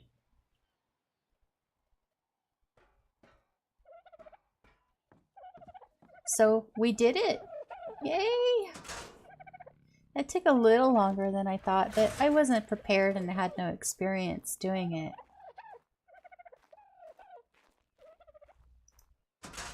I'm gonna put my crossbow with the grappling hook away. And let's grab my journal and have a look. So, honey to make the beehive. Done. Beehive done. So now we're waiting on honey to create sweet cakes so that I can tame snails and sheep, possibly. Now, this note says, after I tame extra birds for backup, I already done that so that I don't have to worry about dying.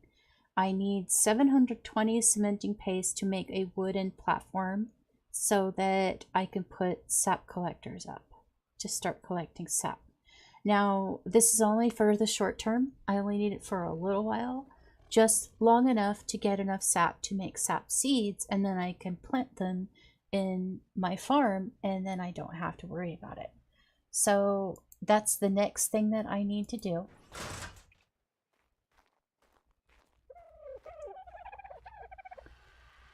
And let's just see. If I want to make a wood, I need 720 cementing paste. And I only have 45. So that means I need to go out and collect cementing paste from some beaver dams because I don't have snails yet to make them for me.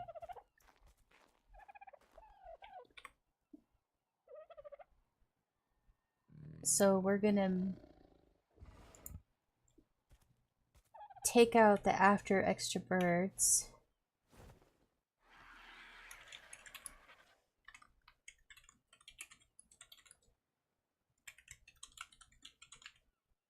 And the next thing I need to do is go raid some beaver dams.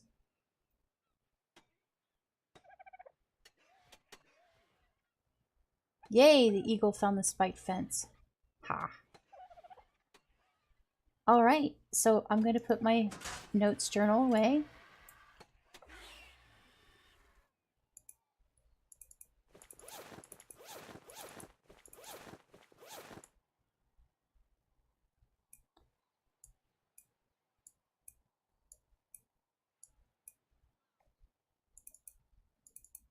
Oops, I didn't want to do that.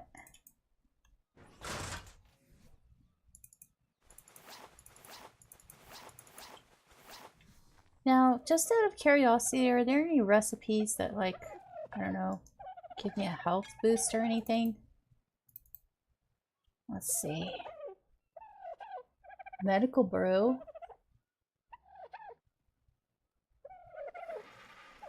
Stamina. This is for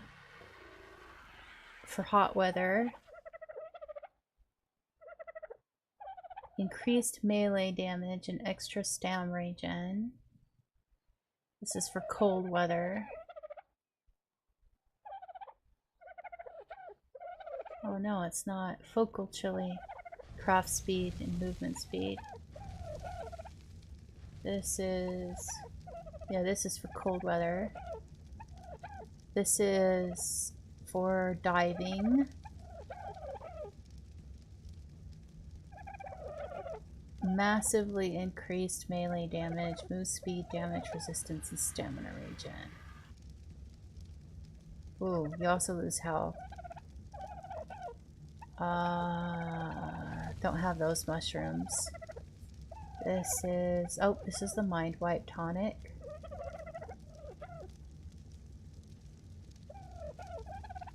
This is increased experience. Oh.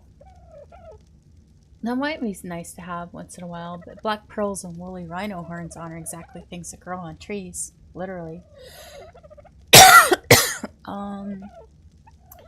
This one is for nighttime vision. Reduces water consumption and stealth. Basic kibble, simple kibble, regular kibble, superior kibble, exceptional kibble, extraordinary kibble, augmented kibble,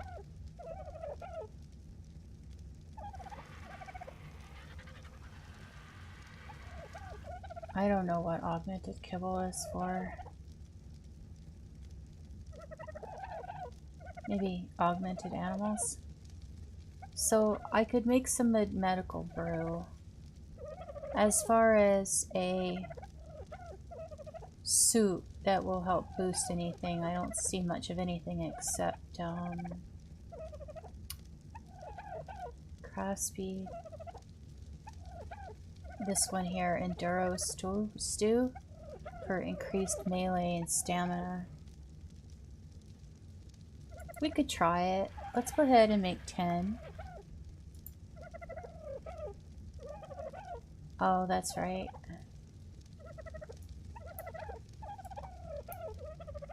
Ooh. We don't want cooked meat jerky anyway. So we want 90 cooked meat. Let's put this in here.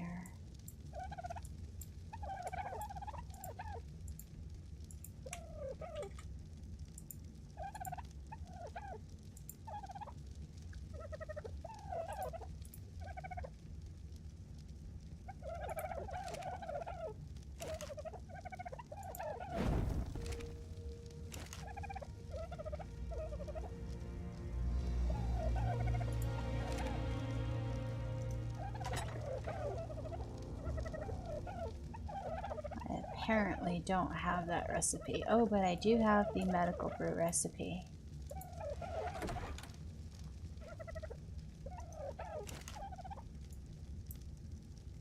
So knowing that the rares last longer in the icebox, I'm going to want a third icebox for rares. So I will go to the I believe that's the echo. Nope, that's the, this one here. The food tray structures? Nope. Storage. Icebox.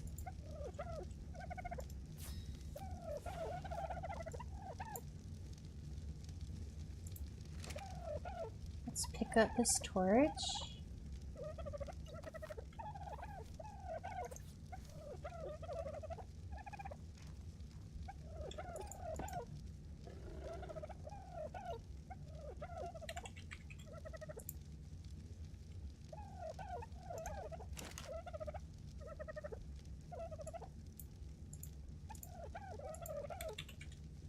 So we're going to pull all rare flowers except from the beehive and all rare mushrooms.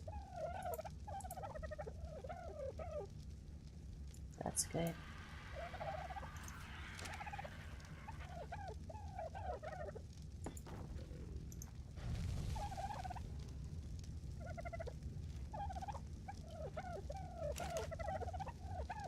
And there's my Enduros too. Let's try 10 of these. Huh.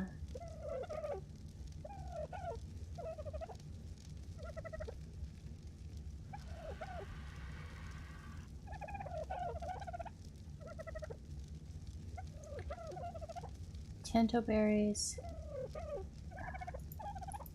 See, this is what's so frustrating. This one can't be irrigated, so, but it has all the recipes in it. So you can just pull.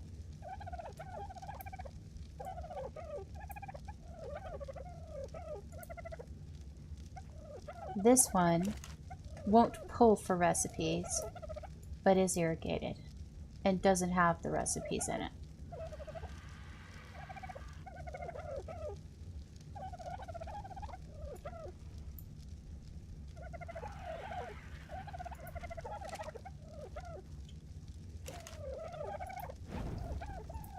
And let's pull some meat in here.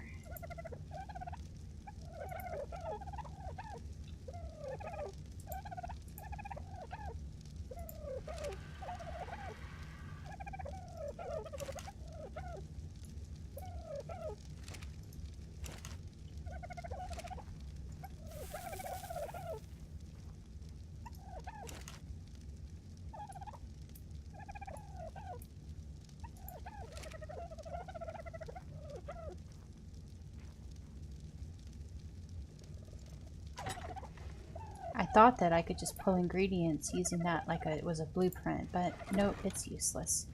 So an industrial cooker is really, I mean, this just isn't very convenient because it doesn't have the recipes in it. And everything, it looks nice, but it's really inconvenient without the recipes in it. I don't know why it doesn't have them. I thought it did before. And this one can't be irrigated. So neither of these are actually very good. In the end, the industrial cooker is the way to go. Sadly. Oh well. Okay, so we've got a couple of things that I can take when I go beaver hunting. We'll wait until it's light to do it.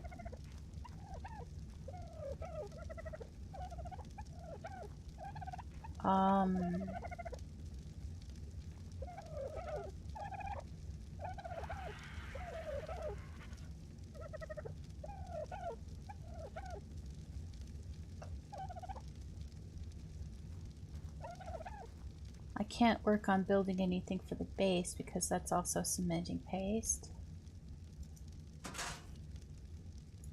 What else do I have to do?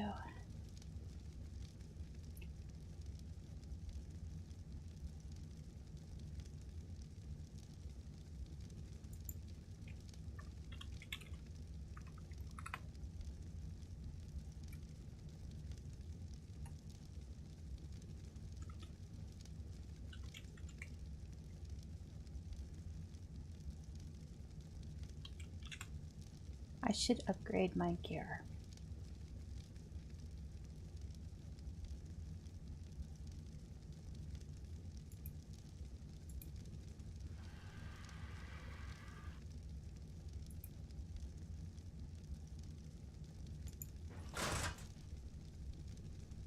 I should at least get a ranged weapon.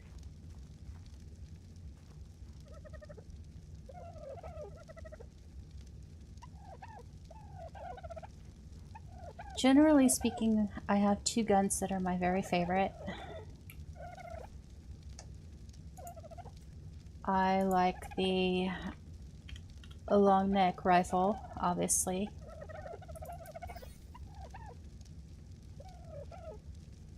And I also like a shotgun, but I don't like the regular two-shot shotgun. I really love the pump action shotgun. Now the pump action shotgun requires 55 polymer and needs to be crafted on the fabricator.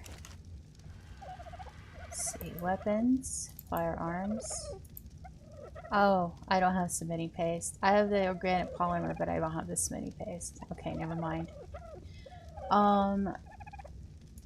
Let's go turn the electricity off.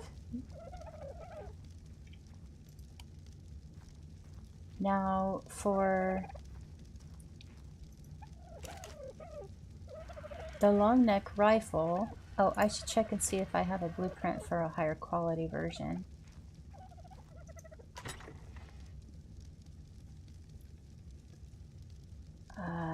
Nope. I have the single shotgun, and actually I could start equipping this on a regular basis. They only carry 2 clips, which is frustrating. But I could start stocking up on ammo. The best one is this 148%.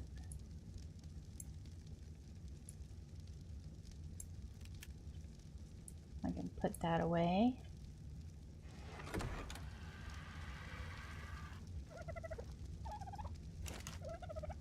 So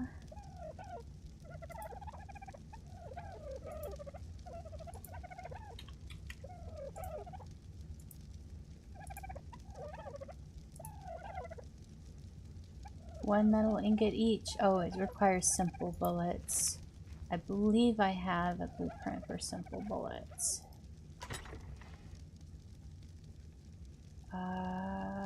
Nope.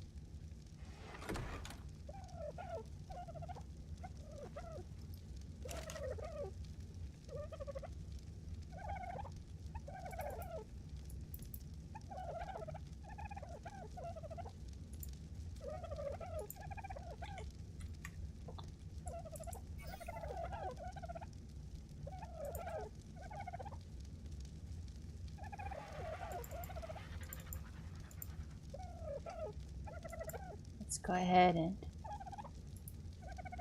make 100.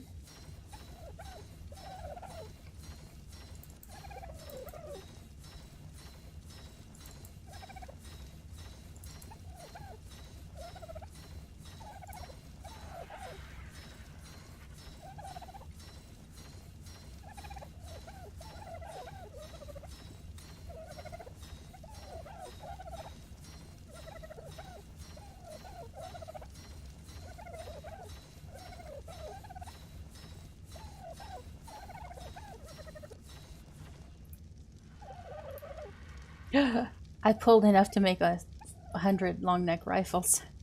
I only wanted to make one.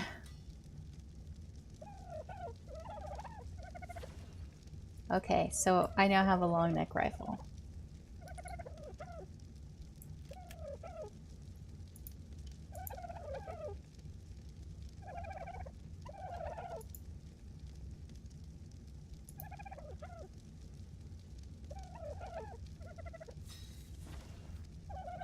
Gunpowder.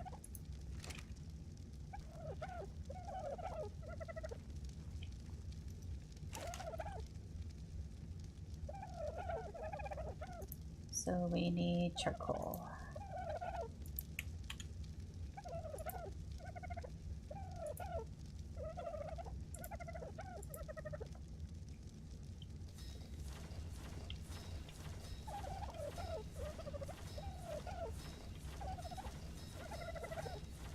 I'll just make 1,000.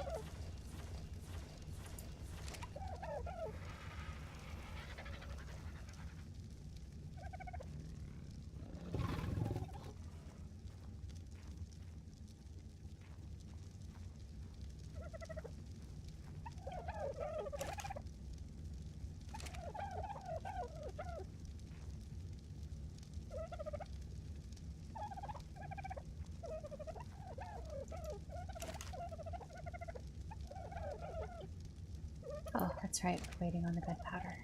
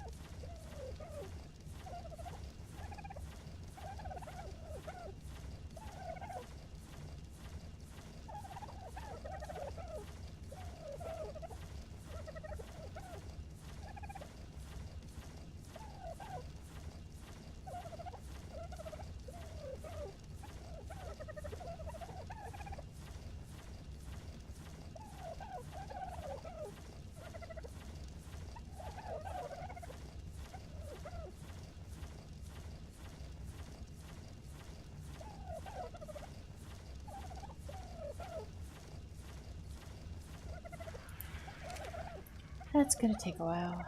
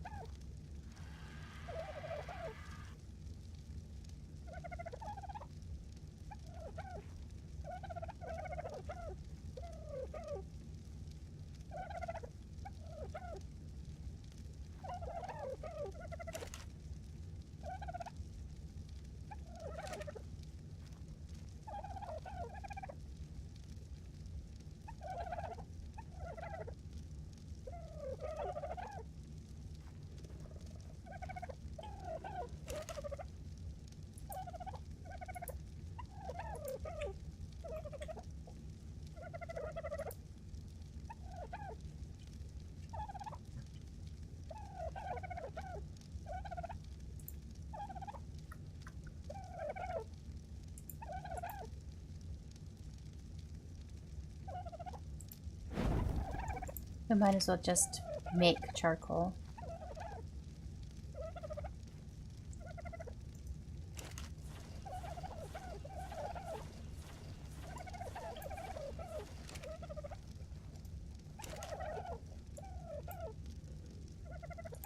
Okay, how many of these can I craft? 43.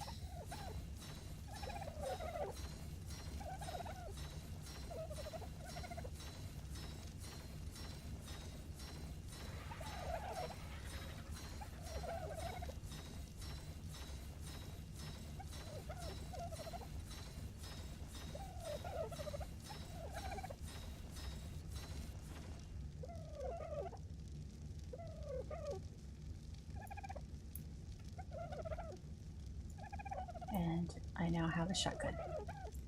Okay, so now we need to make simple rifle ammo. And we have enough to make 25 of those.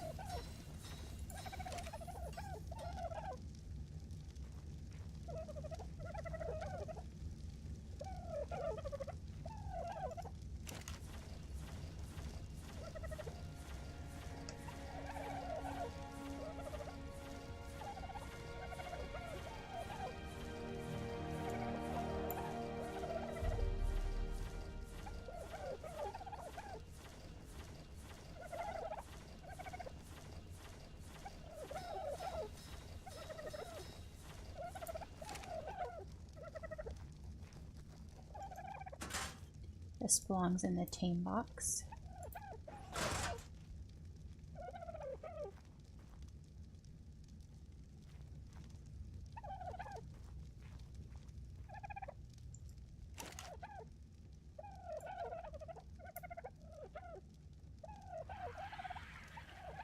And I am now completely armored up. Or weaponed up. Now, as far as armor goes, I do believe I'm probably wearing the best I can get.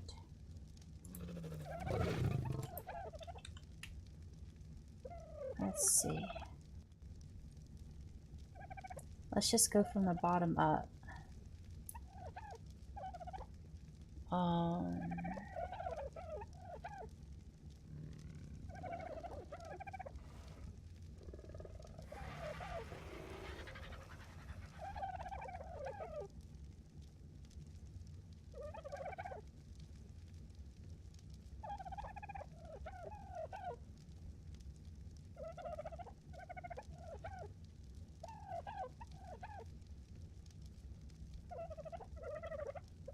Yes, flak is pretty much the best you can do. So until I'm ready to build a augmentation setup, an upgrade station, an augment station that requires, well, actually I have everything except the electronics and I can make those.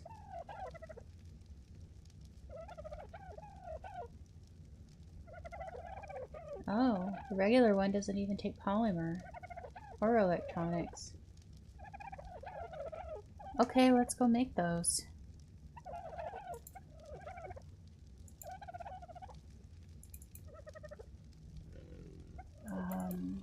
Nope, they're not under crafting.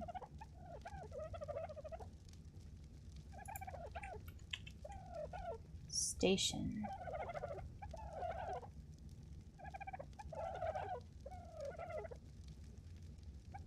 We want the upgrade station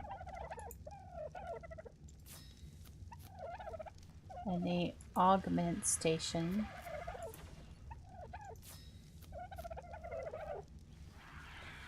That's the metal upgrade station. It's the metal augment station.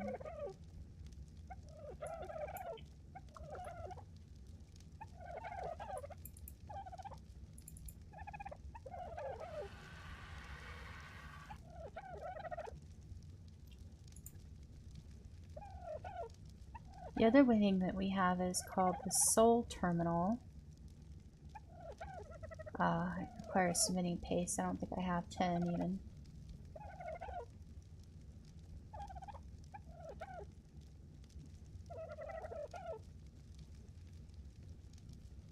Not really quite sure what it does.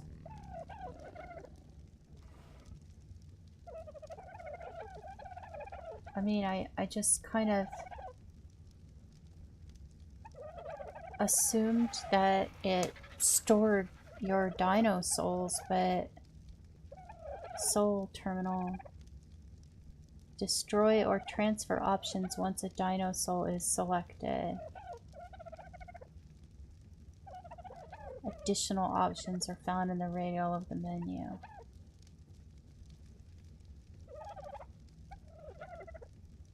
Submit and paste. Yeah, I have 45.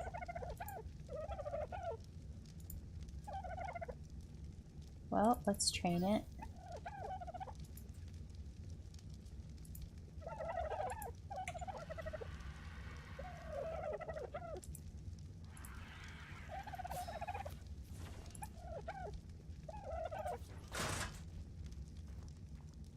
Let's see what it does.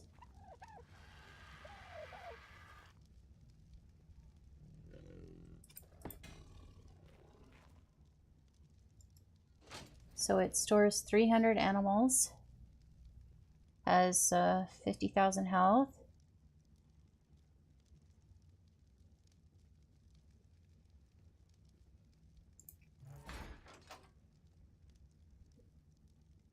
Options. Change mesh to primitive. Set dynamic text. Okay.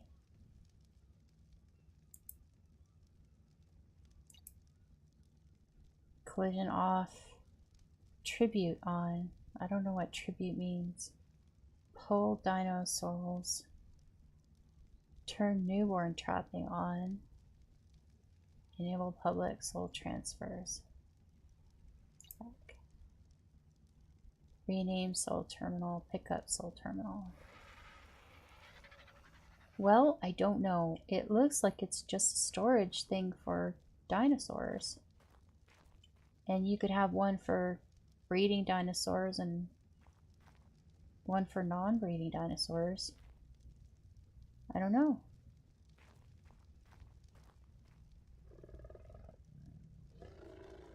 I'll play with it later and do a little bit of reading up on it and how it works. Okay, so, oh, we have the upgrade station.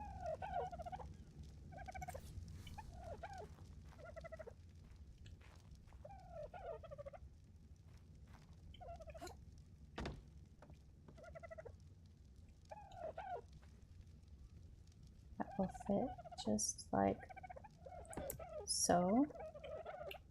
And then the augment station hooks on the end there.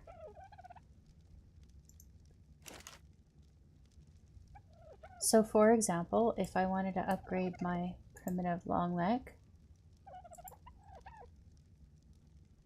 it would take quite a bit of metal. I don't really want to waste the metal on it just yet. Just because I have so much to do on my base. Let's see how much metal I do have. I don't know. Where are all my metal ingots?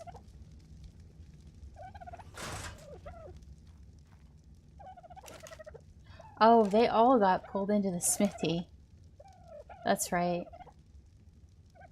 By accident. So, yeah, 1500 just to go up one level.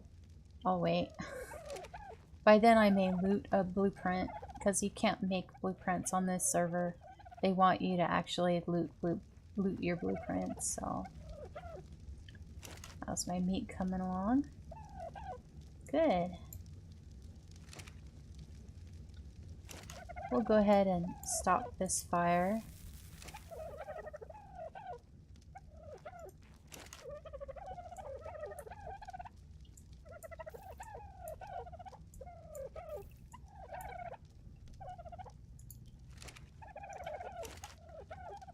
Let's try...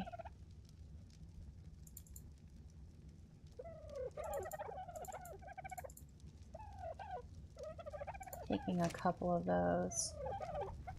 Turn off the fire.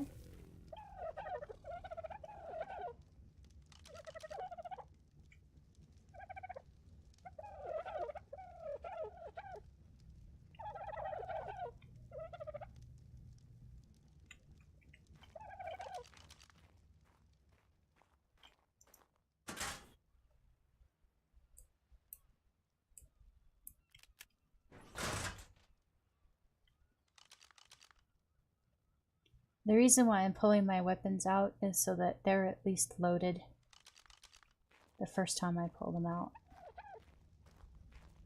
Alright, we're set.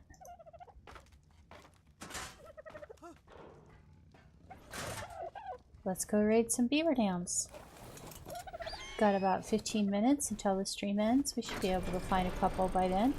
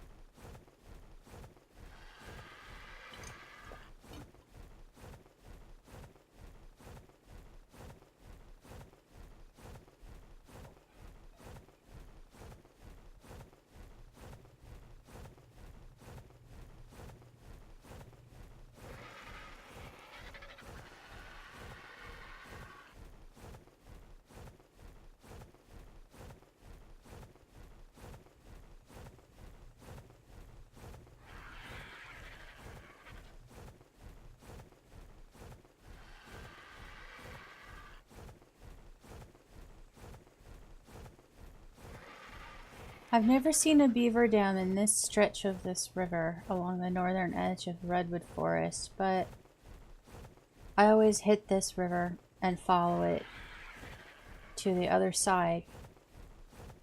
And there are many on the other side spawn areas for beaver dams, so I figure it's worth it to just look.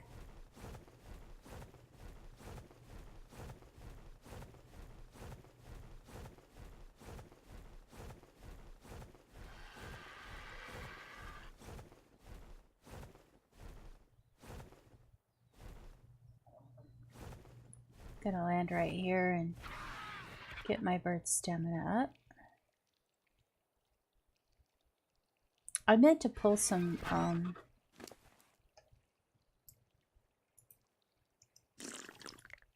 gonna consume that. Here, we'll just put that on my 0 bar.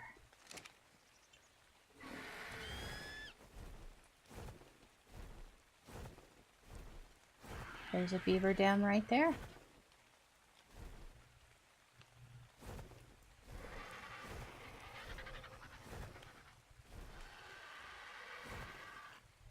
I try really hard not to kill the beavers if I don't have to. That way, they immediately start building more dams right away.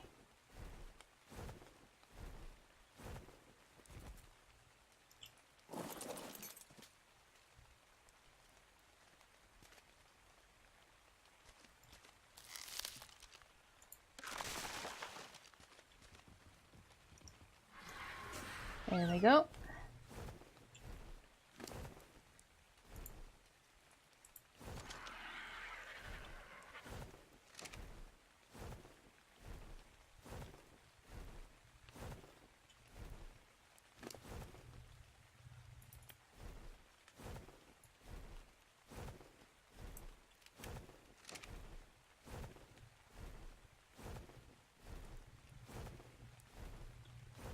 Let's go see if we can find any more dams. Now, I've never seen one in this direction along this river. I think the water here is too shallow.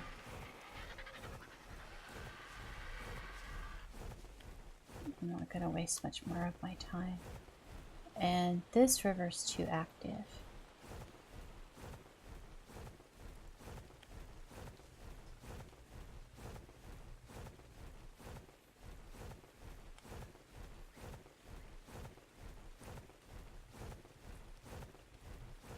We have an alpha raptor down here we have to keep an eye on.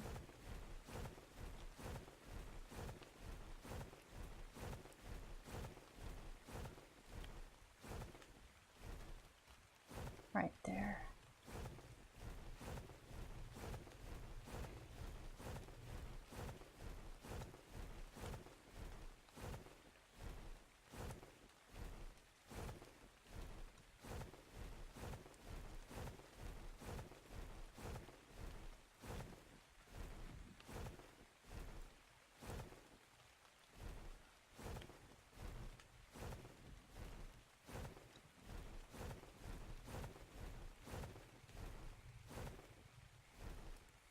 Okay, that's pretty much it for this area.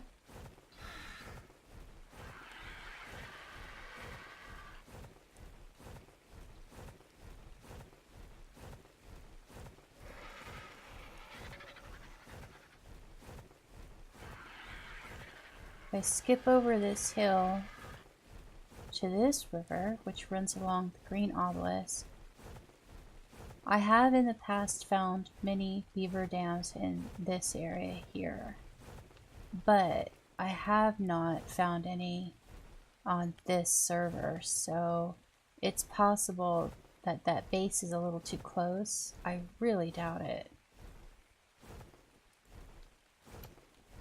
But I have found some beaver dams along this river. I haven't in a really long time though.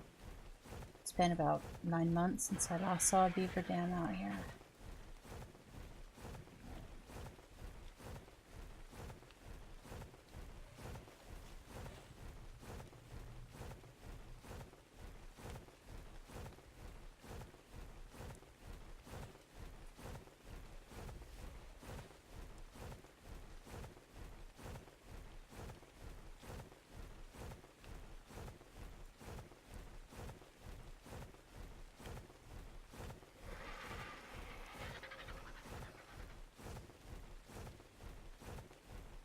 ahead and take a breather.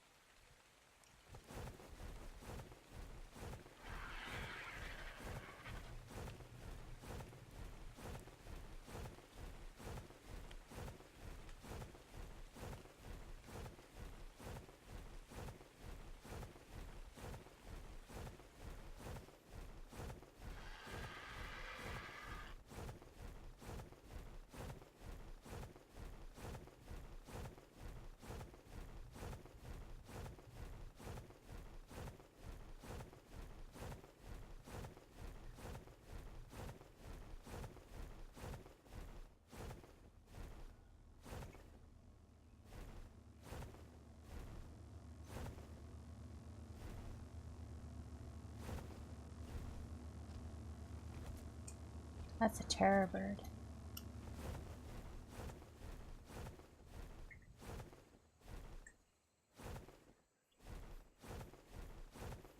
So no beavers here.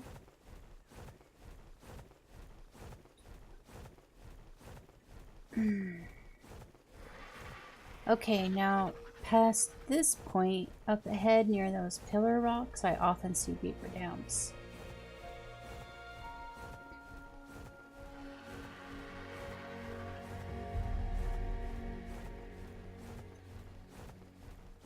Right here, and there's some beavers. And sometimes their dams go up into the woods a little bit. So I like to keep an eye on the shoreline for them. I see many very busy beavers, but I don't see any dams.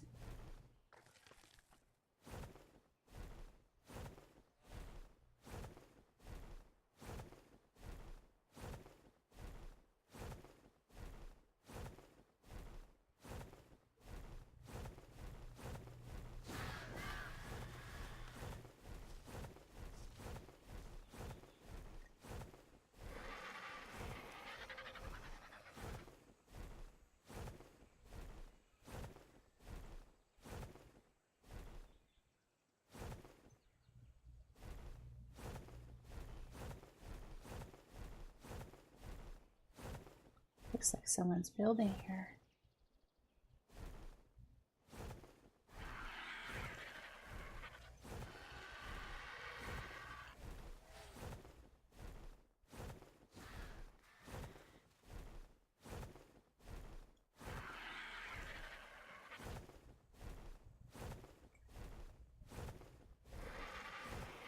Oh, there's one right there.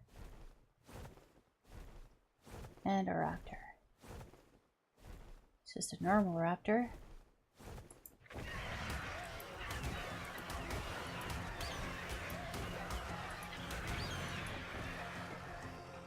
Normal low-level raptor.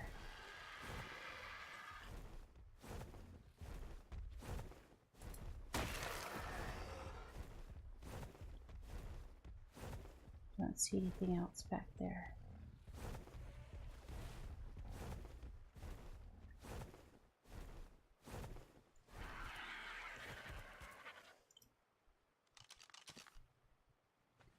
Alright.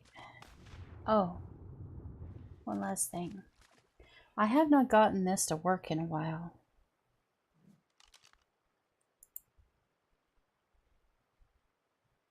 But preset loaded. Drop items every attack always.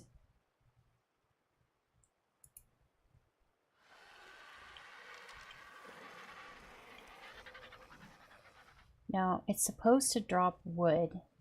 So when I go down into a beaver dam and I empty it,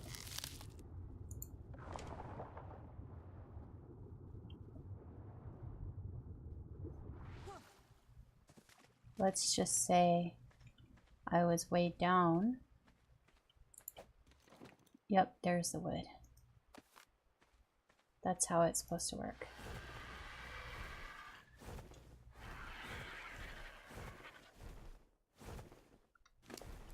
Excellent. If I can carry the wood, I try to, because I could really use the wood. 410 out of 750 that we need. Not really having a lot of luck here.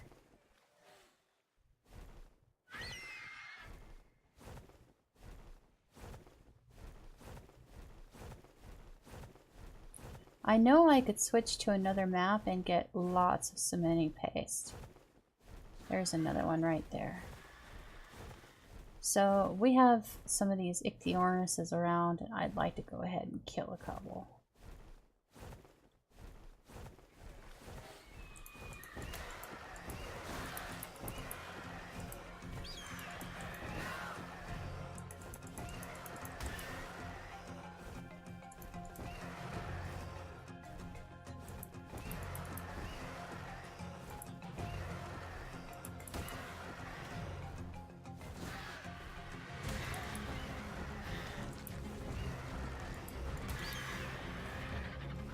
There's one.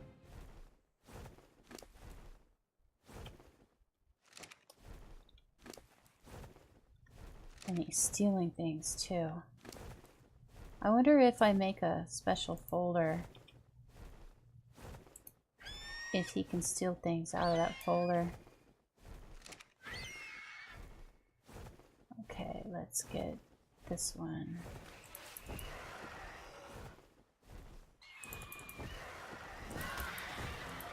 Oh man, he took my rare flowers.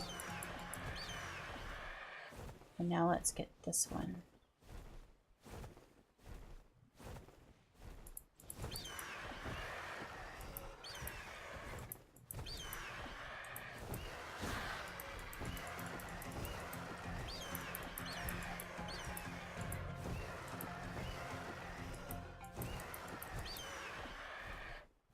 God damn.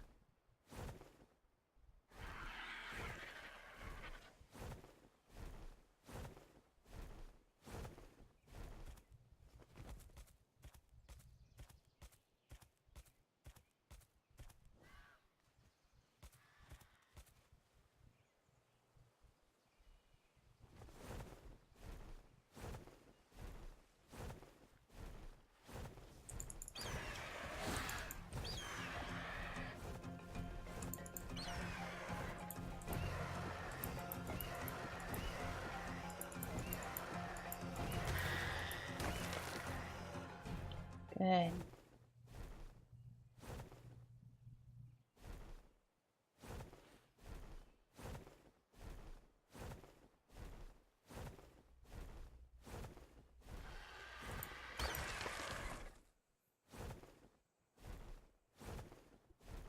Let's try this one. Because he's right over the dam.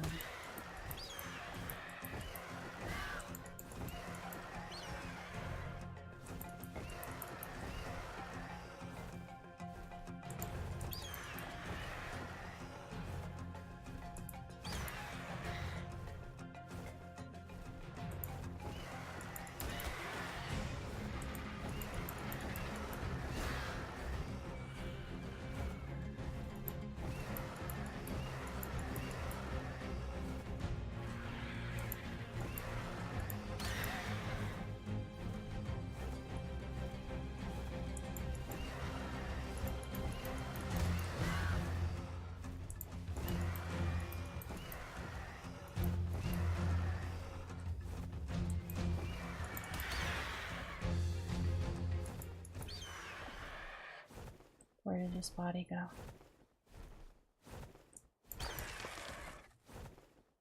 Gosh, I lost a lot of stuff. Not the cementing paste, though. See, those things are really awful. Okay, well.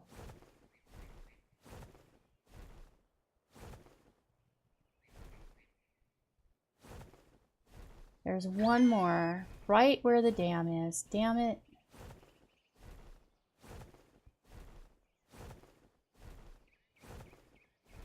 Well, let's give it a try.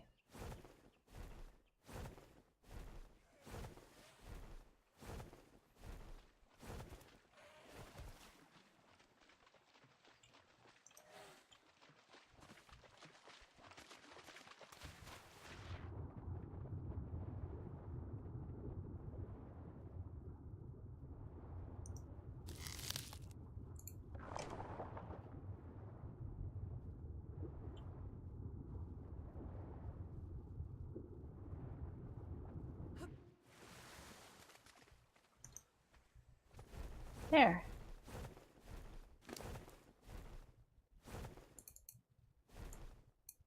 Huh.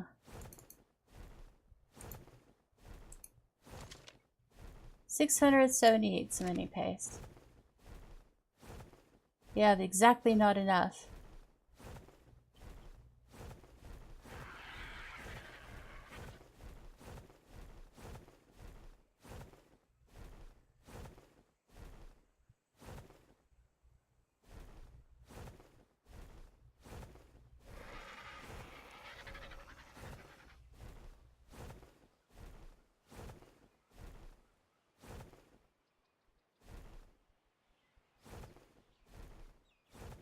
Okay, well,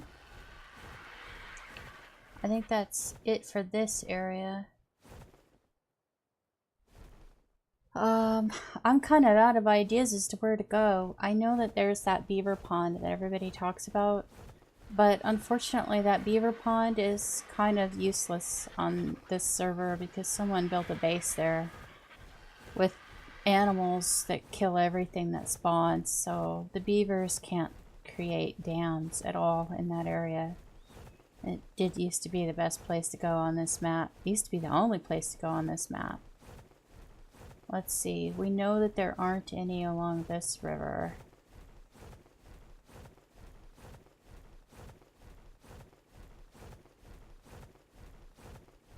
There are sometimes some along the other river to the northwest of us.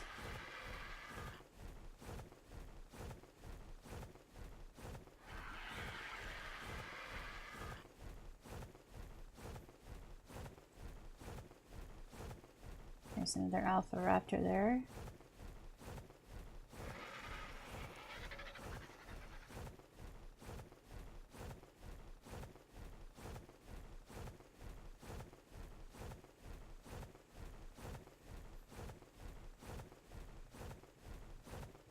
Let's see, this little tiny river, I've never seen beavers in. I'm pretty sure that's a... wait.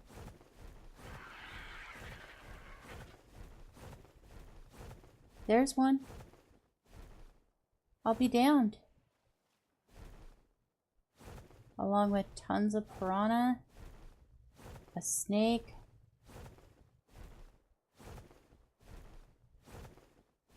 There's tube downs.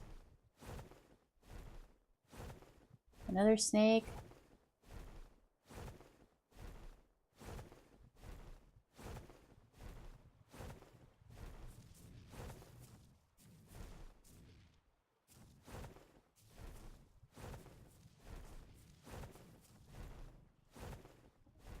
A sarco. Wow. Where are we? Yeah. Oh, I've never seen beavers here before. This is excellent. Okay, so I need to deal with the snake, the dillo, the sarco, the piranha I can handle when I go after them. We really want to be careful not to aggro the Paracer. Good, the Paracer can take care of the sarco and the snake. He's going after the snake. Oh, cool. Oh no, not another Ichthyornis. No, that's a Dimorphodon.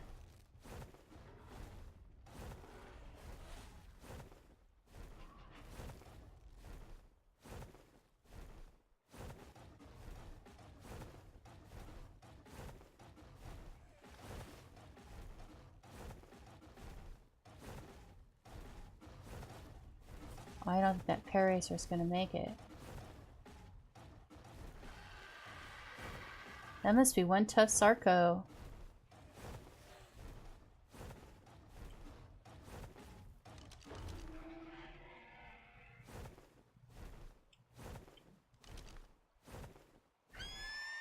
Wow. Well, let's harvest that.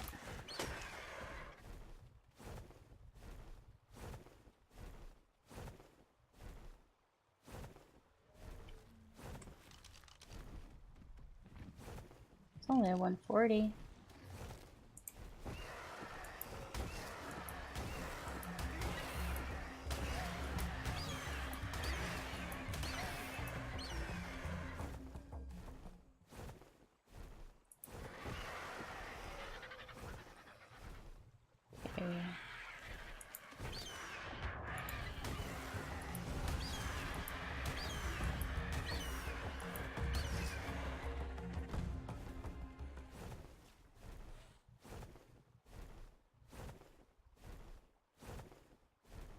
Oh, great, an alpha raptor.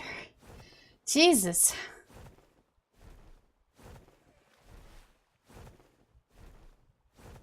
I need to sit down.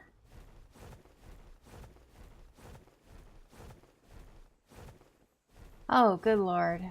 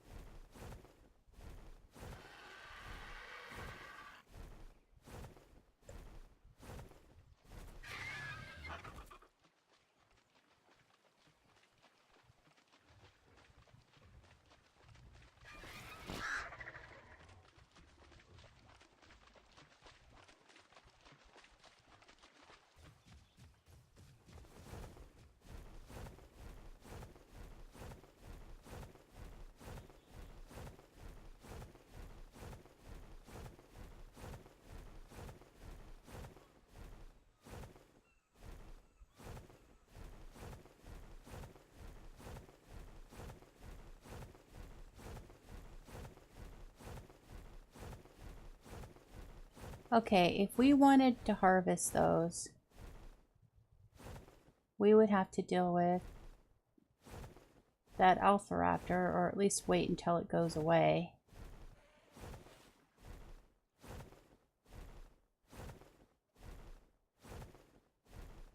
And a Sarco. And there's some scary thing in the water there.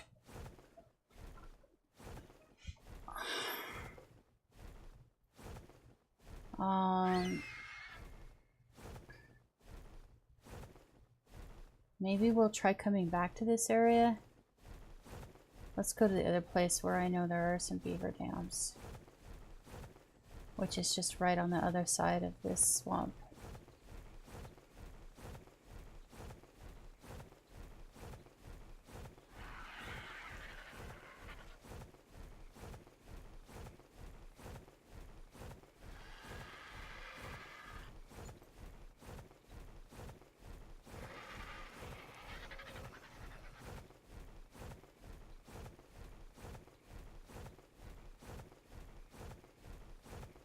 So that alpha raptor is going to be hanging around a while, and I don't have any way to kill it. Not with the equipment and the number of bullets I have and everything. It'll kill me way before I could take it out. And you can't pick it up with an eagle, not to mention he'll just kill the eagle, so... Now, I did really good with alpha raptors when I had a griffin. And someday I'll have a griffin again. Okay.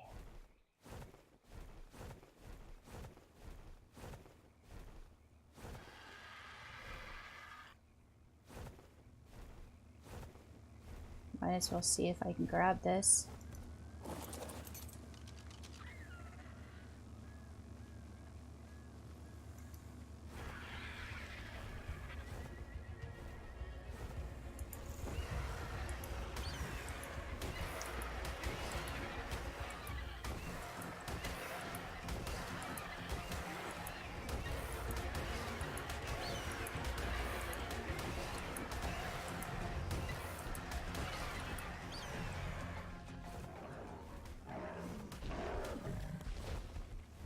That works out for me.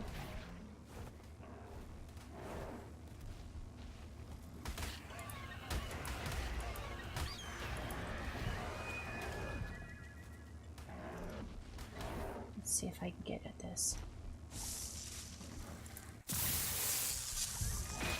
Oh. Okay, well, I'm safe. I don't think I even got anything worthwhile. Nope, but I was hoping for blueprints. Okay, well, that's done. Now we were looking for beaver dams. Let's go up a little higher. There tend to be baryonyx in these rivers, which leap up out of the water and grab you. But sometimes there are beavers.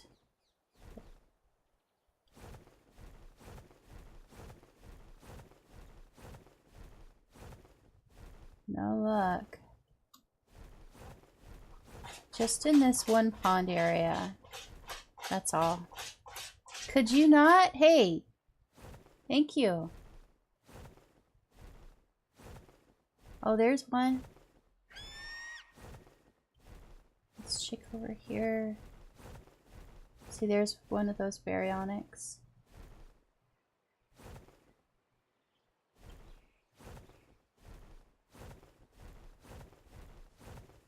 So, right next to this brachiosaur. Oh my gosh, it's a huge pack of raptors. What the hell? I'm having the worst luck.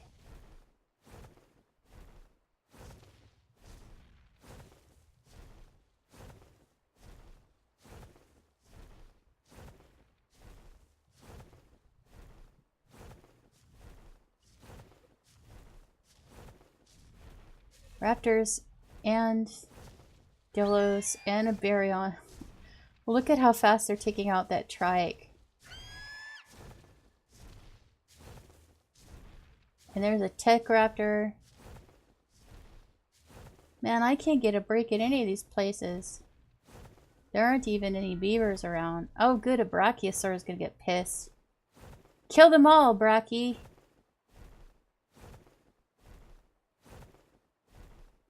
Look, they're all trapped in the rocks.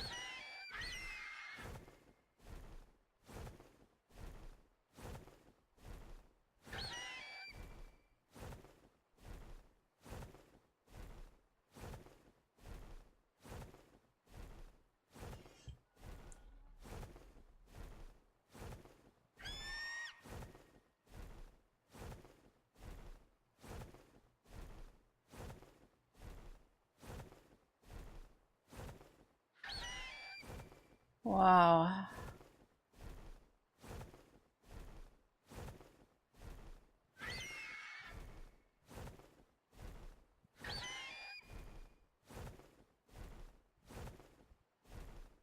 Let's try to grab one of these guys.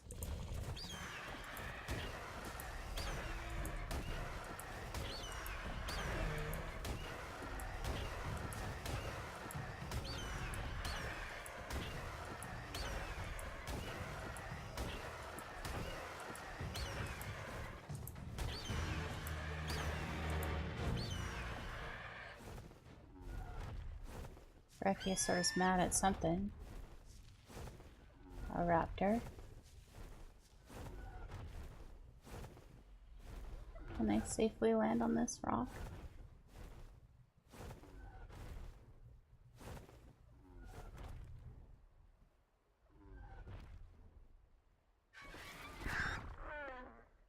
Oh, the baryonyx, cool.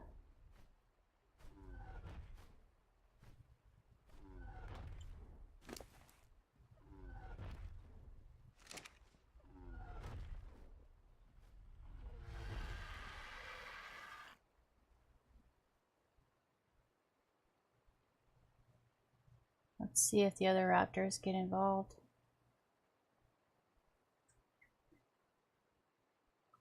I guess not.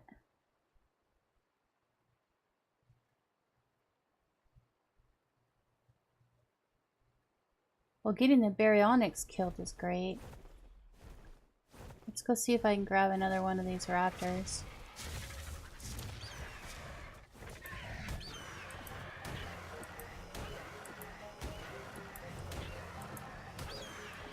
Oh, geez, a spino.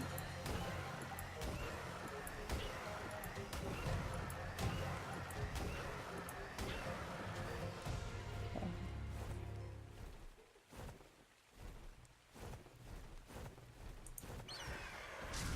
Missed.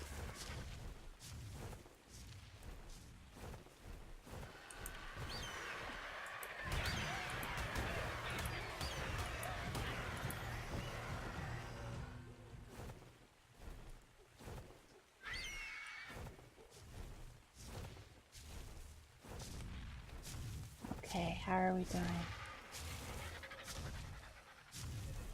Let's see, that raptor is going after the turtle. This raptor's over here.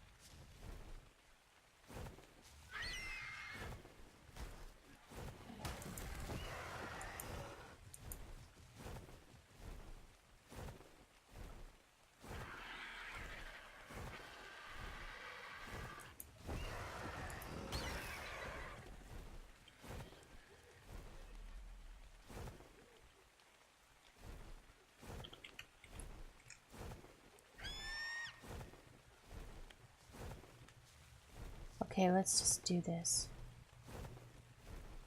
Oh, that Spino's so close.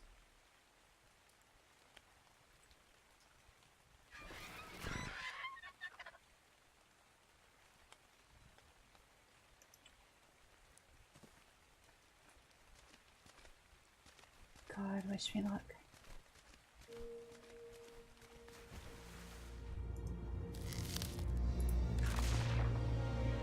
Go, baby, go, baby, go. Don't jump. Woohoo!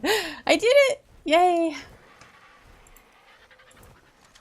787. That's exactly enough. We won't have any left over after that, but we'll get our sat. Yay! Oh my gosh. Oh. Beaver dam hunting is not easy on this server. It really isn't.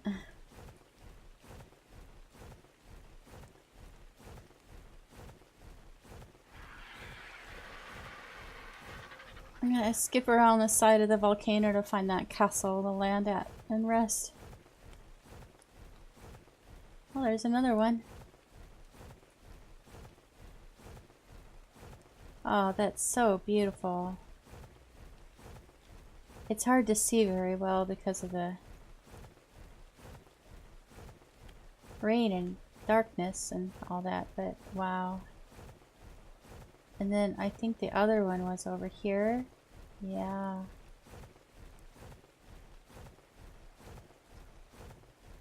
Really cool. We've got enough stamina. I think we can make the flight home. Oh gosh. What a relief.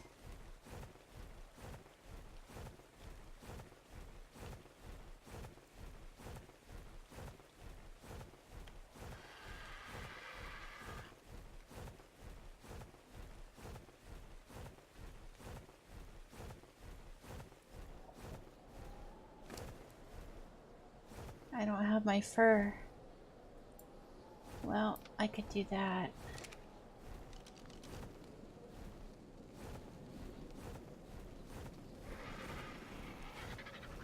So I have a torch on the saddle and a torch in my hands, and that brought it down to a snowflake.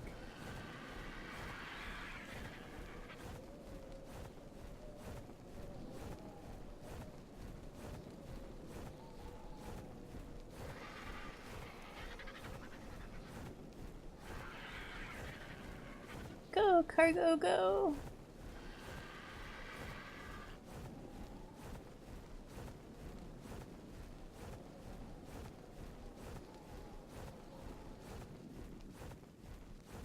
Almost home.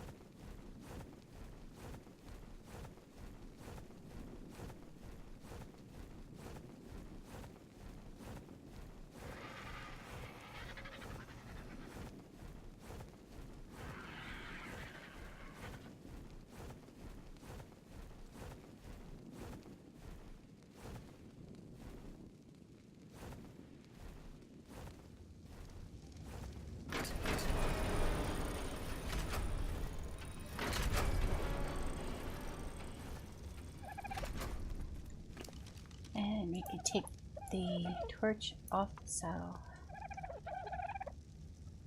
Oh gosh, what did we get here? Berries, cementing paste, hide.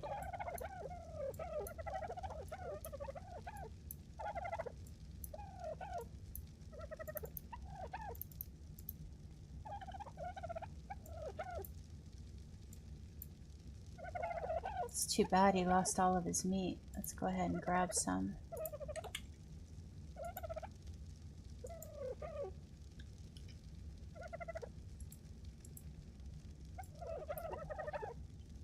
We can drop these things here.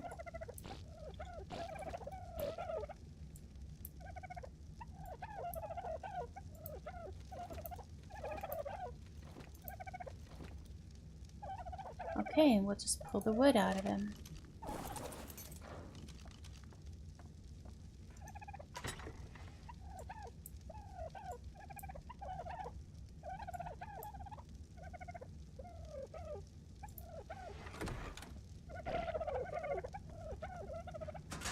You can tell that the dodos are happy to see me. Goodness.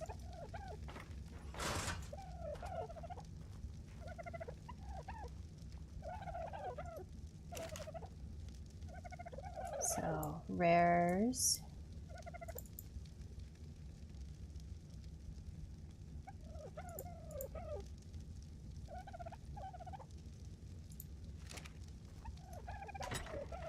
Couple berries.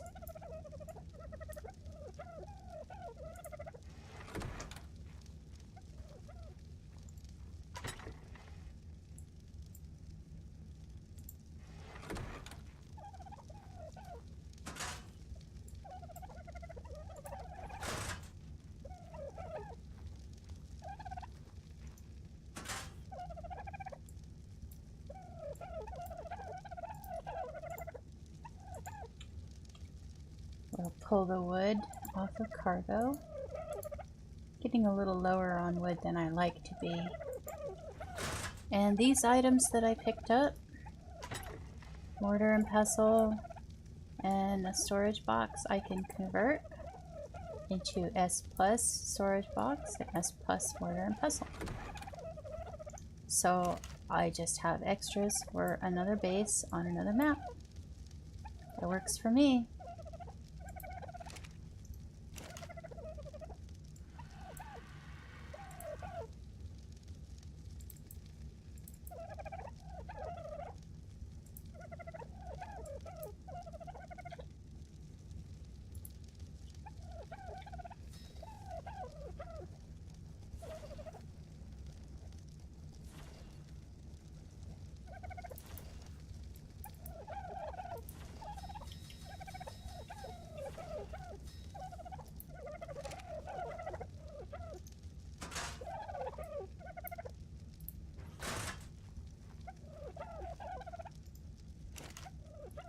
Okay, so this is going to take 720 fiber, 240 metal ingots, and 2,000 wood.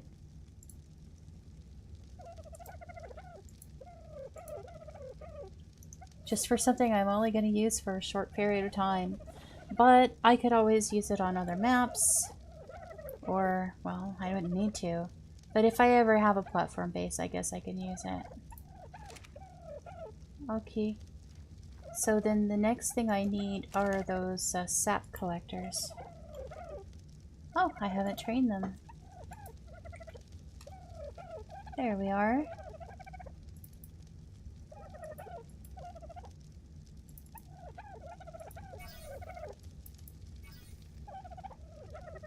Oh, it takes cementing paste. How much cementing paste? 40! Oh, we have enough for one. Really, one is all we need. Okay, we're all set.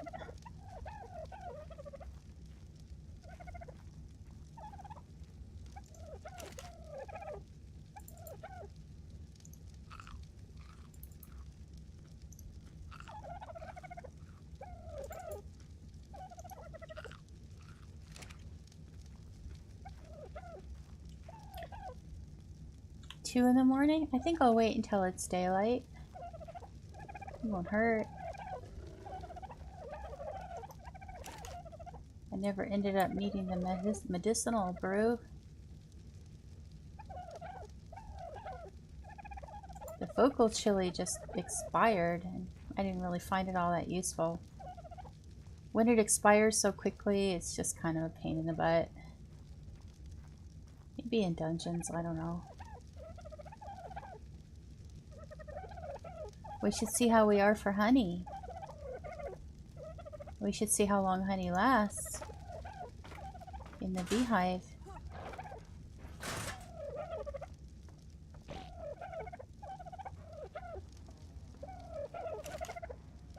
15 honey already, and it lasts for 13 weeks.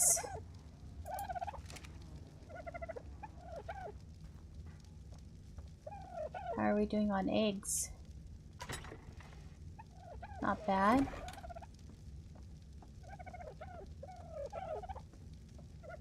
How are we doing on poops? I mean, fertilizers. Wow. Yeah, he's really stocking up. Definitely gonna have to make a couple more of him.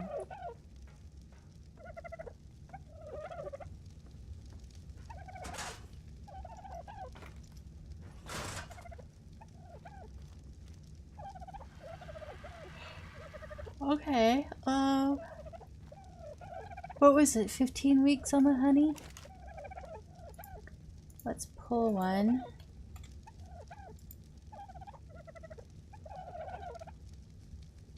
Oh, there's one in the... Well, let's pull one.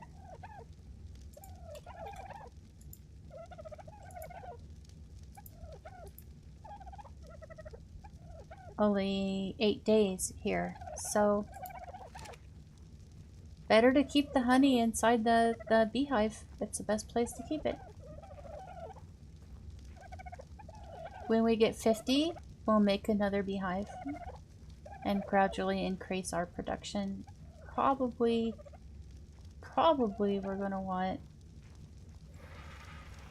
I don't know, depending. Really depends.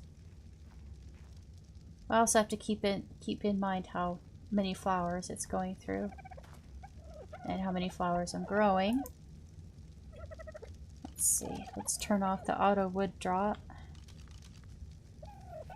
and just take that off my toolbar. Let's put the treehouse platform on my toolbar.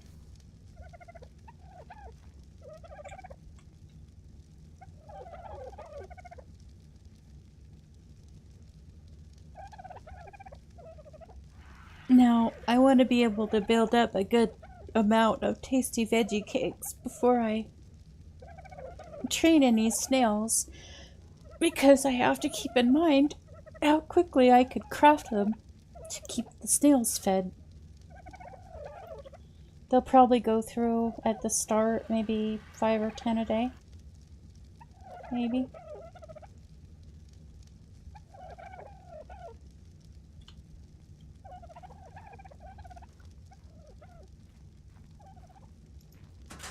I'm gonna go ahead and switch my armor.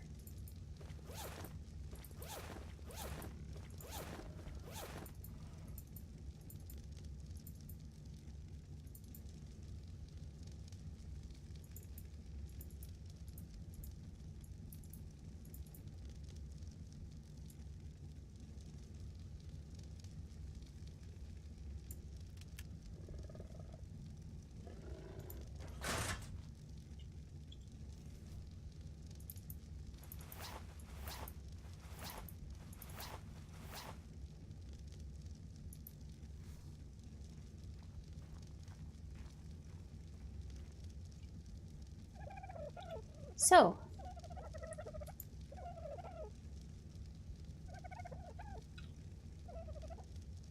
we'll start with second beehive, and then we'll start with the sweet cakes and snails. We did hit the beaver dams for the cementing paste and made the wooden platform and built the sap collector, so we need to just go put that up, so I'm not going to erase that until we get it actually built.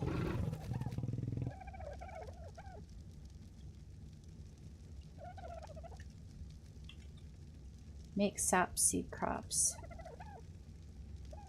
Upgrade gear. Set up egg layers for each egg type.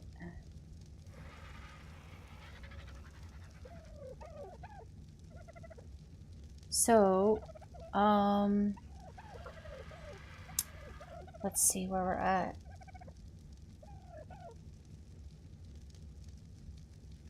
I want to go ahead and just put up the platform and get the sap collection going. And then I think I will call it a night.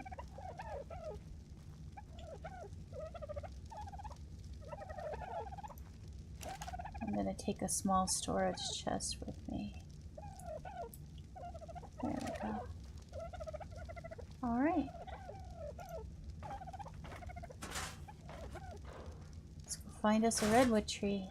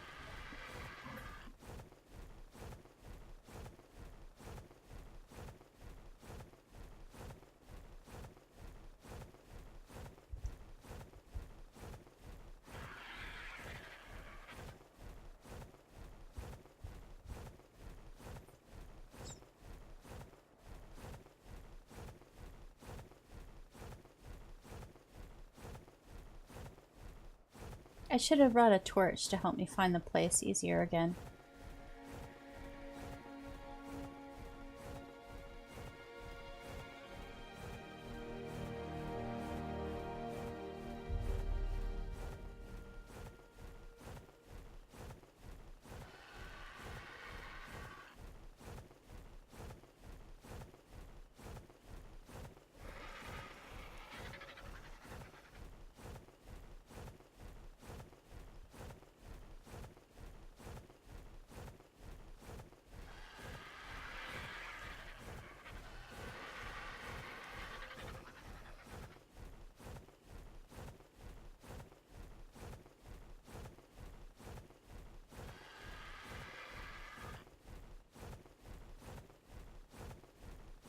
So this looks good. It's an exact straight shot.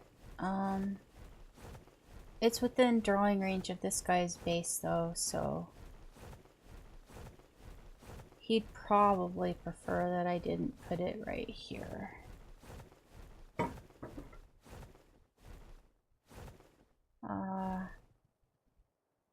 We'll go upriver until we're out of drawing range.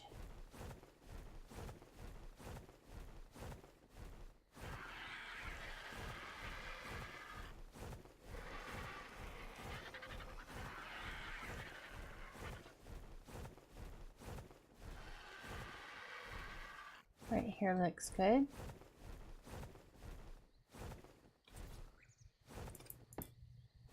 And there we go.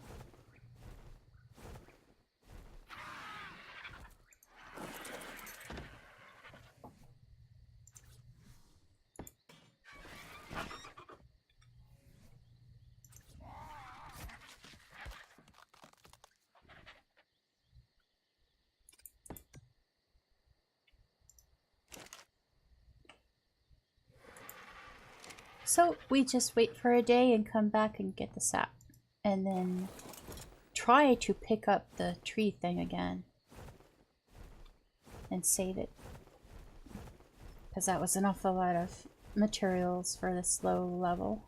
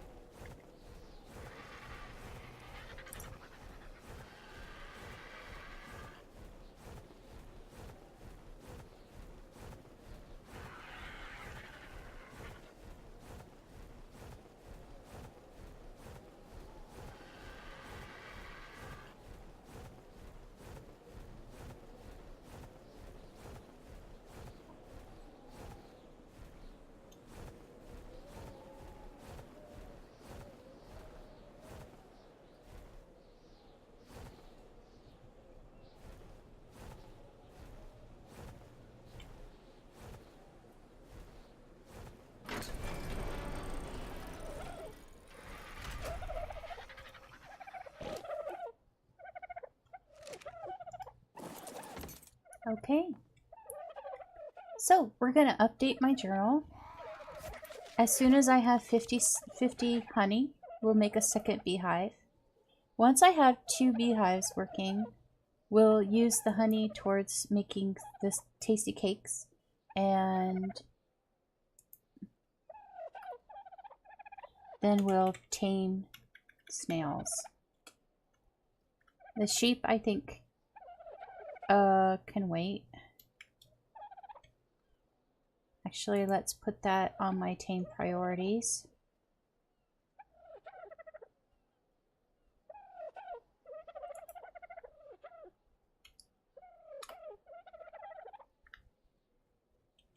Sacrificial sheep. If we get a boy and a girl sheep, then I can breed them and I can have a flock that just hangs around. I can collect wool from the flock to make things that require fur and pelt. That'll come in really handy for augmenting weapons and armor. And also, I can slaughter them on site when I'm trying to tame something, when I want fresh mutton. Or slaughter them ahead, depending on what the timer is on the mutton. Default mutton was really short, and my way of handling it was to actually carry a sheep to the place where I was taming a thing and slaughter it right there on the site after I'd knocked out the thing I was trying to tame. So anyway, sacrificial sheep. Now, as far as tame priorities,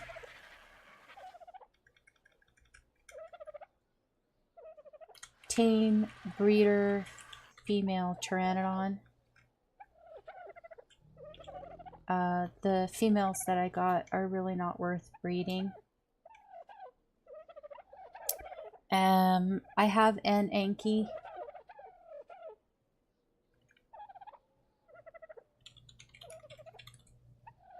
We'll try higher level Ankis for breeding.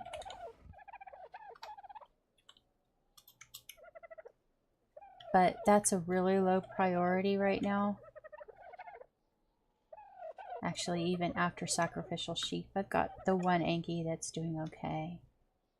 Now, as far as eagles go,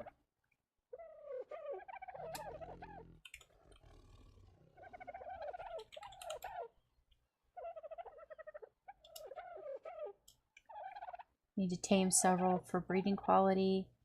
Kibble egg layers. We're gonna move that up before the eagles. So that's our taming priority. So, second beehive, sweet cakes, tame snails. Next is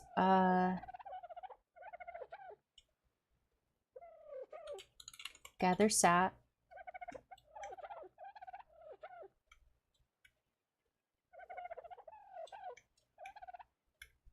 Make sap seed crops.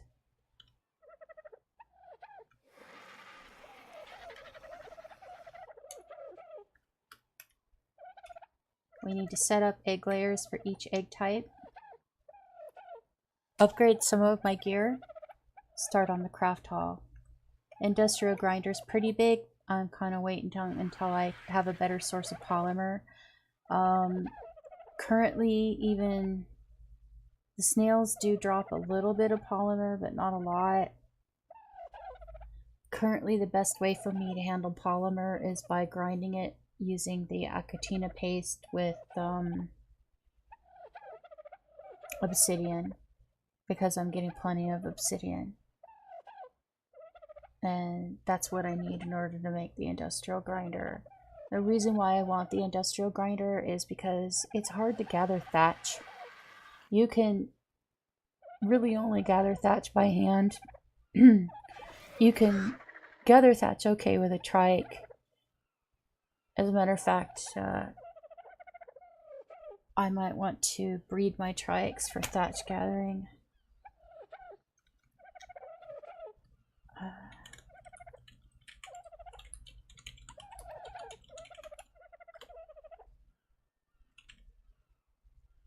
Trikes, the very best thatch gatherer is the the Gigantopithecus that you can ride on his shoulders. But they still just don't do a great job. What I find is the easiest is to get a Therizino and go out getting wood and then just convert the wood into thatch using the industrial grinder. It's so much easier, and you burn through thatch pretty heavily. Another way that we used to get thatch was with a Bronto, of course. It's a pretty killer way to get thatch.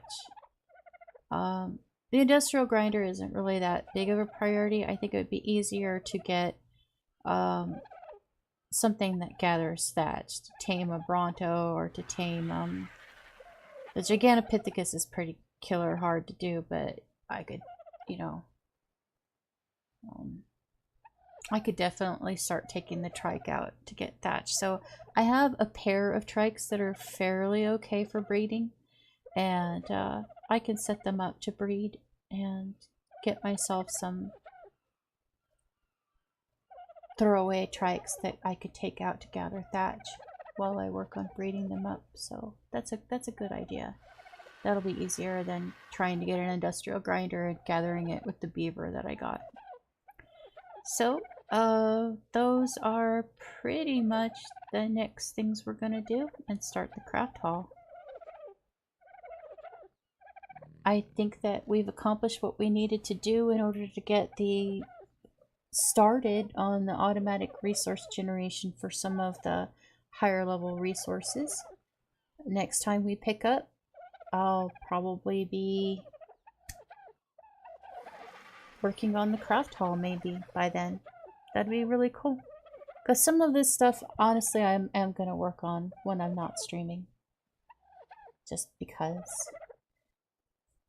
I've been getting a lot of playtime in lately. So, thank you for joining me tonight, and I will see you next time.